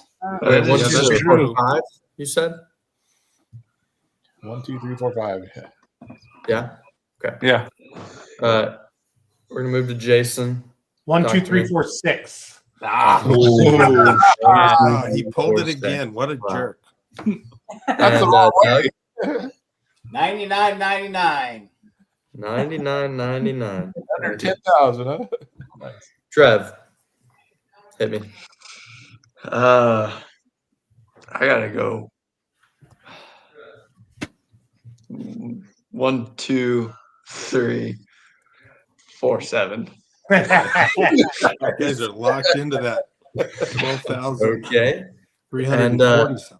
Dad, walk us through your answer here. I didn't notice this before. It is missing a headlight there.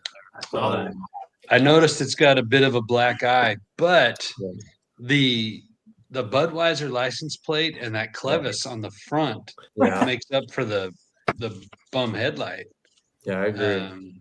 I was kind of thinking, like what is that clevis? It must just be solid there because you'd think it'd be Ready for Louisville. hanging down. But anyways, Yeah, I really like the Nerf bar sidestep to get in. yeah, The panel up front to cover the body lift, that's cherry. yeah. I don't know. Junior. There's only 2 of these in the world You got to factor that in. that this person knows of. Well, but think of it's not one of a kind then technically. The value just got cut in half. Yeah. $12,500. 12.5. Gotcha. Well, this one actually 28,000. And you're not gonna believe this. Maybe you will. Uncle Kev once again with a guess of $25,000 gets the point. Kimmy was pretty close, just 3,000 behind. The rest of you not very close. I fucking nailed it, dude. Uncle Kev once again did nail it, and he has nailed now it. secured the win for this episode. Well, do it again. You better order it. Do it again. Kevin. Better order it. It is I'm that's doing it. 6 points, and Jason, the only other player with a point right now has 1 point. And I bid $1 over him. I think that's the new. I think that's the new I play. think you just shoot one over Kevin. You'll do pretty well. And Remember, this you guys is going to remember be- when nobody could stop Shaquille O'Neal? They just hack a Shaq. We're gonna $1 Kevin him. Yes. Well, this is your last listing. It is a International 3800 party bus. Yep. It's, I'm gonna get this one too. It's got a 7.3 diesel engine in it. It's got 10 6-inch speakers and two 12-inch subs with 3 amps. It's got tons of LED lights as shown there, and a very nice stripper pole.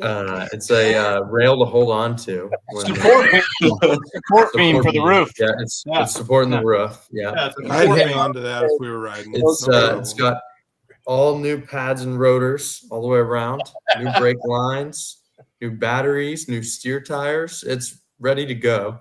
It gets regular miles put on it, and it runs great, drives great. He would not hesitate to take this cross country. That's the that's burning a tall task. right there. It is right out of Wisconsin. Jason, how far away is Merrill, Wisconsin? Jason, 2 hours. 2 hours. Okay, doable. You'll notice also it's got that nice silver paint with party train on the side and the front there. It's a good looking bus. Looks like it's seen some good times, I imagine. You can see too. There's curtains back there, make it a little more private. Yeah. And yeah, we're gonna start this one off with Chris Daniels. It's got blue lights, Chris. It might be something to consider. Yeah. Yeah. Oh, we don't have room for that kind of stuff. The new Daniel Shaggin' Wagon. The Duck Shack. She said no. Sorry, guys. We could take a lot of people to Compton in that. I'm just going to throw that out. Yeah. Oh, Yeah. Sousa. We need Sousa. Here, cracker. I'm going to say 32,000. 32,000. Gotcha. Kimmy? I'm gonna go. Damn. I'll go 30. 30. Gotcha. Tony's driving. Fantastic.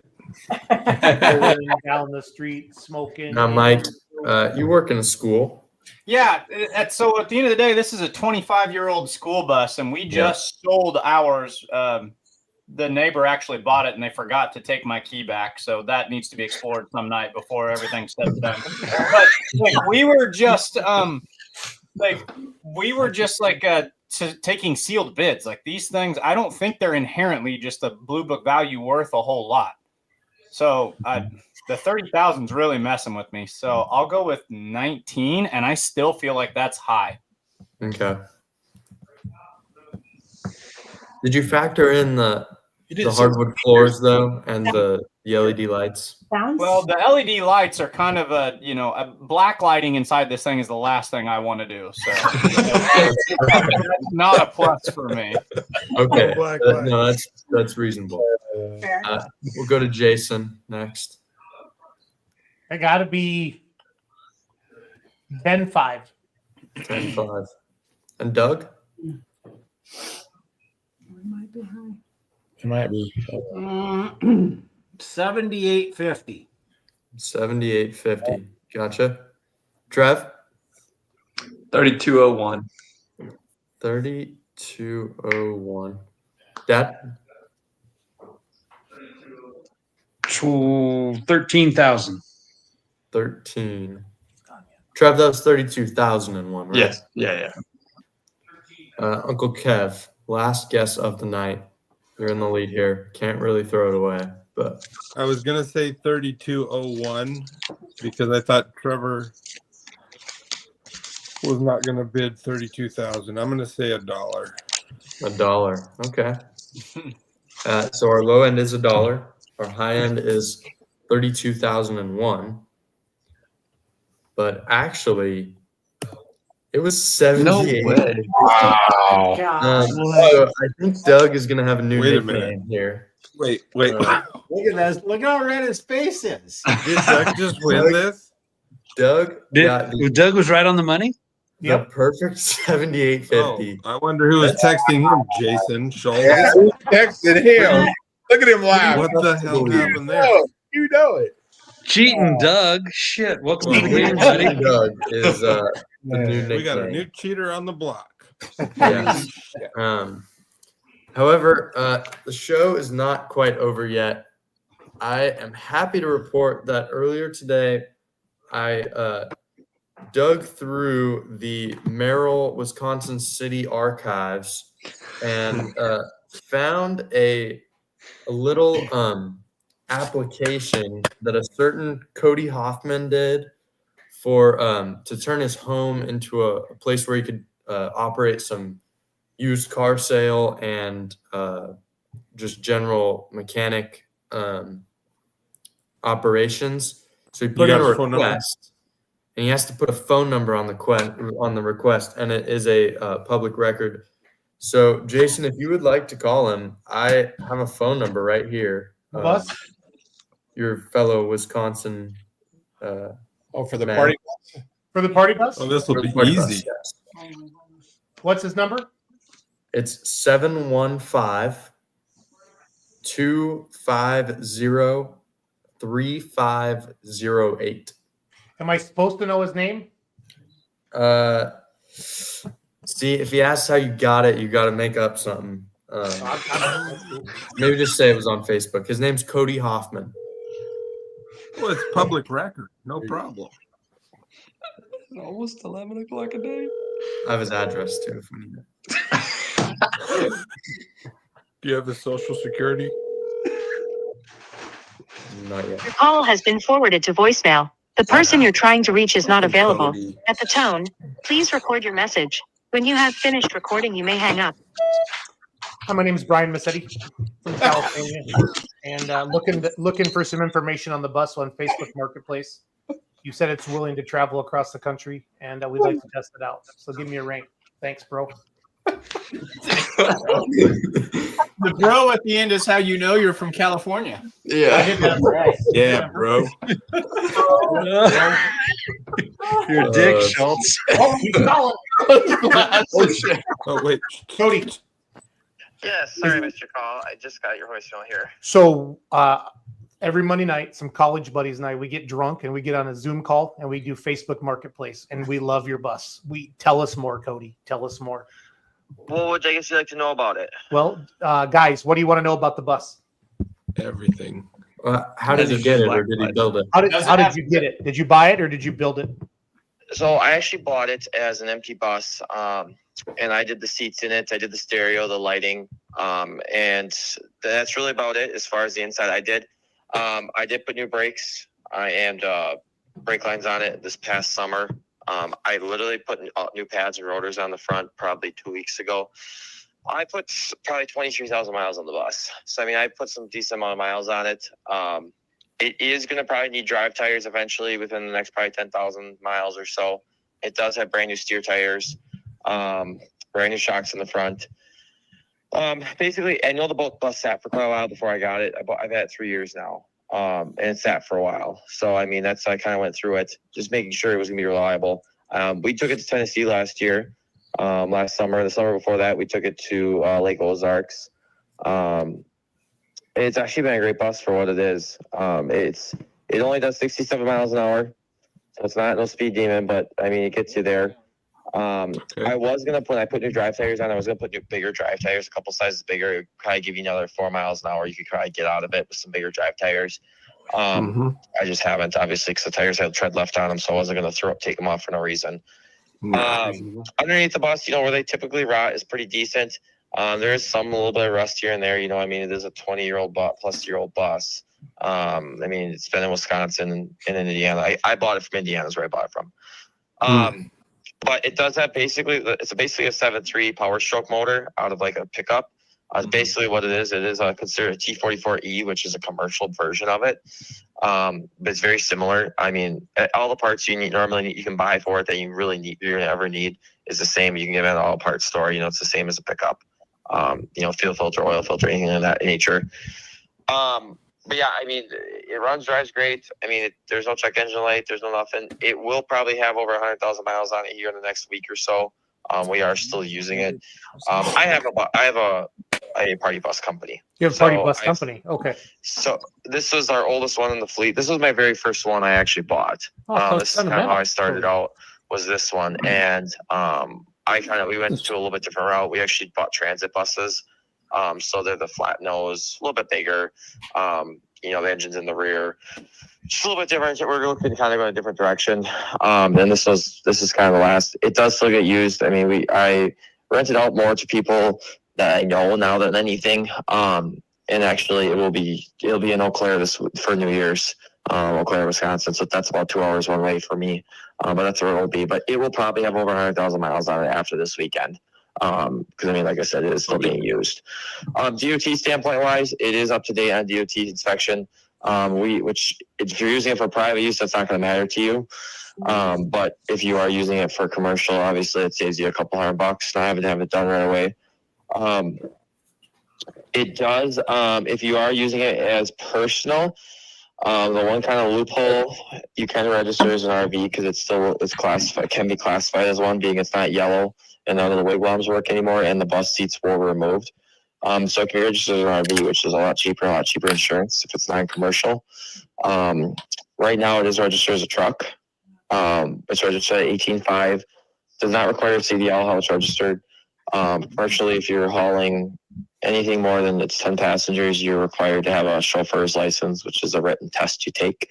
But if you're using it for personal use, you can get away with all that. That's just something more an insurance company requires. But there's nothing that doesn't work on. Cruise works, AC works, the heat works. The AC is only for the front driver. It does kind of keep the bus decently cool. It's not a big AC unit. It's not designed to AC the whole bus. It's designed for the driver. We use it all summer. It's not bad. You crack the windows driving down the road. It's not bad. We do use it for weddings. I actually still use it. This is the only bus I have used for weddings. I haven't used my other ones yet. For any weddings yet, because they're a little more expensive, and this is a little cheaper. I can charge less for an hour per hour, and they normally don't have 40 people, going in it. But I think if there's anything else I'm missing, it just got an oil change. We go 8,000 miles on an oil change with a full synthetic. I did change your rear end fluid in it this spring, or this last spring, I should say. And I did change the tranny fluid. I do have a spare trans to go with it. If that's something that interests you, you can. It goes along with it. It's the same tranny, that transmission that's in it. I just kind of had it from another bus that we tore apart and we took parts out of. So, what's the seating capacity? There is 10 6-inch speakers along with 2 12-inch subs. I mean, it's a pretty darn good sound system. It's loud. I mean, it pounds. All of our buses have nice systems in them. That's all pretty new. I would say some of it's been, we update. What I kind of do with our nicer buses, I'll take as we update things in them, I kind of trickle the stuff down to the other buses. So this has kind of gotten, the stuff I took out of our other buses. But still a great sound system. Has a nice head unit up front. I'm trying to think if there's anything I'm forgetting here. How many people does it seat, Cody? Comfortably, I would say 26. Just an average size I don't people. have that many friends, Cody. That's what sucks. We do. I normally don't really care. Legally, as a legal standpoint, you can haul us up to 35. We have put 35 in there, and people sit on coolers or whatever. I've never been opposed to it. It's not illegal, but you can fit them. I mean, if you really wanted to. But has it ever been to a tractor pull, Cody? Like did anybody rent it to go to Toma or anything like that? Any big pulls? No. Mainly what we do, I do in the summer, I do quite a bit of weddings. I do a lot of golf outings. And then I actually do a lot in Eau Claire and lacrosse for college kids. I mean, this is just a good example. Like that bus, I specifically take that one because it kind of, You know, the other ones are a little fancier and the inside a little bit nicer. You know, these kids are messy. They spill. The bus is just filthy at the end. You know, I mean, there's garbage everywhere. But I mean, I charge $1,200 for 5 hours. Okay. And they pay it. And I mean, any hour after that's $150 an hour. It's our 5 hour minimum. Cheaper than a DUI. Say that again? It's cheaper than a DUI. Yep, and it's cheaper than anything around over in that area. And they actually are excited. You know, I still use this bus, and once this bus leaves, I probably will use one of the other ones because they will put more people on it. You know, there's a lot of kids. There's big groups of people over that way, and even across, you know, college towns, they'll fit 40 people, and they have 40 people to invite. You know, they split it all up, you know, evenly. You can go potty. You're fine. So yeah, I mean, it hasn't done any extra track pulls. I've been to a few rodeos. I don't know if this is it. You probably get it off, but the ceiling of the bus is covered in signatures. It's the only one that allowed them to do that. Everybody that's ever been on that bus has signed that ceiling of the bus. Oh, cool. What's the pole covered with? You know, if somebody buys it, they can take that off or do whatever, paint over it. But every person that's ever been on that bus since I've owned it has signed that bus. Is there a stripper pole in it, Cody? There is a strip pole in the center. Nice. And then the back is just open. I was going to put seats all the way around in the back, but I did not, just because of the fact we do a lot of golf outings.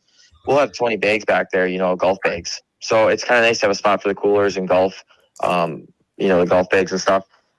When we took it to Lake Ozarks, so kind of how I got into this was I bought it for myself, for me and my friends, the same thing. We wanted to take a trip to Lake Ozarks with my boat. So we pulled the boat down all the way from, you know, to Missouri with my truck, or with the bus, no problem. I mean, my boat 16 people, so we had 16 of us in the bus that we took down. And I mean, it did great. I mean, it does have a nice receiver on it. You can, with the light, there's a hookup for lights. I mean, like I said, I have a 24-foot wake boat, and I pulled it all the way that way, no problem. Wow. You know. But guys, any other questions for Cody? I want to know some stories. What's happened in the bus? Yeah, what's the best thing that's ever happened in the bus, Cody? The coolest. You know, I honestly, I couldn't tell you. I don't actually drive that bus a whole lot. I would say probably the craziest thing we've ever, we took it to the Dells. The first trip we ever took was with the Dells. And there were some girls from the club down in the Dells that were naked on the bus. That was us personally. I don't normally drive this bus, you know, when it goes out for bookings. I don't need to anymore. I don't like driving 2 hours to Eau Claire and 2 hours back at, you know, 4 o'clock in the morning. Right. But we've had a lot of fun in it. Me and my buddies have. I mean, that was the whole reason I bought it in the first place, and it kind of took off. I mean, and I do know, depending on your location, I was, you know, if you're looking to use it for commercial, I was willing to let some bookings go with someone to help them get started. I mean, we're booked solid. I think we're maybe 5-6 openings right now in the next 6 months. Wow. You know, that people could. I mean, we're booked, and I mean, this has all been in 3 years. I mean, it has just taken off. But there's not a lot of buses in this area that are big. Most of them are just, you know, short little buses. You know, that seat 15 people max. You know, but how many buses? Yeah, we've had a lot. Me and my buddies have had a lot of fun with it. I mean, it was a blast. I mean, we still take this bus and we go do stuff. We don't use any of the other ones. The other ones are kind of, like I said, they're nice. And I mean, you know, party buses get trashed. That's just how it is. Yeah. How many buses in your fleet there, Cody? I have including this one, I have 5 right now. Nice. So this one, actually, what I'm going to replace this one with is when this one sells, I'm going to go buy one of the shuttle buses, like an airport bus, you know, the short buses. And we're going to deck it out and set up more like a limo. Okay. So what about like a national park? I do have some people that would, you know, would like to pay a little less because there's 10 of people instead of, you know, 25 people that can fit, you know, either that or I will buy a limo. We kind of do have a demand for it, that little bit cheaper price point. I mean, like this one's our cheapest bus. The other buses are, if I go to Eau Claire, you're talking $1,500 for 5 hours. But I mean, you're talking, you know, those buses can fit 35, 40 people easily, you know, comfortably. You know, you have a spot for everyone, a seat. So, I mean, it does take off. And if there's nobody in town, you know, word travels fast with them, you know, because especially you're on social places with them. You take them to bars, you take them, you know, where everybody's social. That's where they go. They go to social events. So, you know, people talk and word gets out very fast. But I did notice the more we drive it, honestly, the better it's gotten. You know, right in the beginning, we did have some issues with it. But I mean, like I said, I put probably 25,000 miles on it now. I bought it with 70,000, just over 70, and it has, I think, almost 100 on it now. I haven't been in it. It's sitting at the yard right now. I don't know what's on it exactly at the moment, but it's pretty darn close to be 100,000. I mean, so we put some miles on it. I did put new batteries in it just a couple weeks ago, right before winter. Those batteries are the batteries I got with it in it. They're 6 years old, so I just put new ones in, so we were good to go for winter. Cold wise, it starts pretty decent. You know, when it gets 0, you got to plug it in. You know, it starts a little harder. But if you don't plug it in, you know, when it's 0 degrees, it takes forever to warm up, blow heat. You know, you'll sit there and run for a half hour, 45 minutes before it starts to blow heat. You know, because it takes a lot to heat up all the heaters in the bus. So I tend to plug it in. Like right now, it's plugged in at the shop. I mean, even though it's not cold, it's getting used tomorrow. So it'll be nice. You know, 10 minutes of it running, it'll be hot in there. You know, it'll be 75 degrees. Heat wise, you never lack heat. You know, you end up shutting heaters off. There's 4 heaters in that bus. There's 2 in the back and 2 in the front. The driver has a separate one, and all 4 are controlled individually. So I mean, there is plenty of heat in the place, even when it's, you know, negative 10 degrees out. You're never cold. We'll put it that way. Trying to think. Talks a lot. The lighting is just RGB LED light strips. It has a LED controller. There's nothing fancy there. I didn't go too crazy with this bus. I kind of just did this bus up just for us. I haven't changed anything since I, you know, put everything together for us. It was just for us. That's all it was for, you know, so I didn't go crazy. Eventually, like I said, it will need drive tires, and I would say it's probably the only thing in the near future I would say it's going to need. They're not weather checked, obviously, or nothing, because it's being used, but they are getting low on tread. You know, after the winter, I was going to replace them. After the winter, what's the bottom dollar? Let's get to the brass tacks. Yeah, it is a 150-gallon fuel tank. The bus averages about 12 miles. I would say 12 to 13 miles to the gallon driving down the highway. If you're going 60, you get another almost 3 miles to the gallon. You'll see 15. So it's not terrible on fuel. Right. So it's not bad at all, actually. I put that tank in. It originally had only a 30-gallon tank. I put that 150-gallon in, so you can actually, I mean, we can go to Eau Claire and back and still have half a tank. So it's nice for not having to stop. Otherwise, at the other one, I would have to stop on the way to fill up on the way when I got to Eau Claire, fill up on the, you know, before I left there, and barely make it home. You know, so it just is kind of nice having all that fuel, and just as nice in my opinion. Jason, what's the bottom dollar here? What are we talking? Cool. Go ahead. Well, thanks for taking our call. We're going to talk it over, and there's 7 of us, excuse me. We like to do things like this together. So we got your number. We might be in touch. Okay, sounds good. Thanks, Cody. Yep, bye. Thank you. I wasn't going to ask him any more questions. That took forever. There's 9 of us here, Jason. Oh my God. Whatever. I just wanted to get him off the phone. That son of a bitch could talk. Does anybody else need a snack? Oh no, kid. I'll take a snack. Get out my ears. Dude, that was awesome. That was a good one, Jay. Good job, buddy. Good find there, James. Yeah. Definitely gave me some information. And what about the guy that a couple weeks? Who was the guy? Was it the 500 thing? Oh yeah, the black guy, the lifted wagon. Well, when they did the it was the lifted limo, right? Yeah, but when I saw that there big, was a limo. when you had the big '83 Cadillac on the truck frame, that reminded me of that guy. Yeah.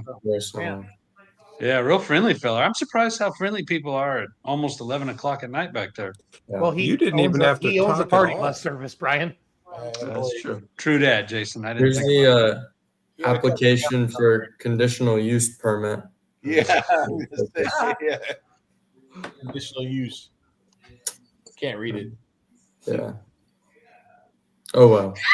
But, I think this fella can drink because Kevin cheats like he drinks. Yeah. Well, now we don't know that for a fact. But how did who is that guy? Come to Parade. Bowling Green, you can meet him. Bowling Green parade. Come to guy. Bowling He Green? sounds fun. Yep. You can start Can we Williams do? Camper. Can we do a live Massetti and Friends broadcast from Bowling Green? We can do whatever. Guarantee you we want. could do that from that guy's place. Yeah, sure. From the party bus. Well, Yeah, cool. we gotta. You guys could build a float and be in the parade. Yep. Yeah. Cool. Well, guys, it's almost 11 o'clock here at home, and I do have to work tomorrow. So Want to wrap her up, Brian? Tomorrow's New Year's Eve, man. Take it off. Yeah, mortgage never stops. I got to save up some money to buy me a bus. Yeah, we all. No, but honestly, the insurance is the thing that always scares me with stuff. Because I had a shuttle bus at one time in my life. So it was not. I have commercial. a bus, but it was a dumb idea. Well, I was gonna do what that guy did. Yeah. But I didn't do it. Cool. Still got the stupid bus. But anyways, thank you all for joining us. Chris, Kimmy, it's been a pleasure. Thanks for being here. Thanks for being our friends. Thank you. It's our pleasure. Always. Yeah. Michael, Love you appreciate guys. you staying with us tonight, hanging Yeah, out. thanks, Brian. And I don't Doug, have to work tomorrow, man. This has been great. that's right. Doug, it's always great to see you. I'll Jason, probably- thank I you get for all you some- do. Not a very long commute now, so I'll probably be around a little. He walks All out of right. his house into the shop. Wow, To the that's office. awesome. Hey. That's a beautiful setup you got. Yeah. That's right. That's pretty cool. So Rent's Happy New due, Year. rent's due in a day. Rent's due in a day. Well, I'm gonna write him a check, but he can't cash it till the middle of the month. cool. Well, Rubber thank you, check. everybody, for watching. Happy New Year. Everybody stay safe. Don't drink and drive. We'll see you all next week. Don't drink and drive by a shuttle bus. Bye, shuttle. So, yesterday, how did you do? I got second place. I lost by 4 feet.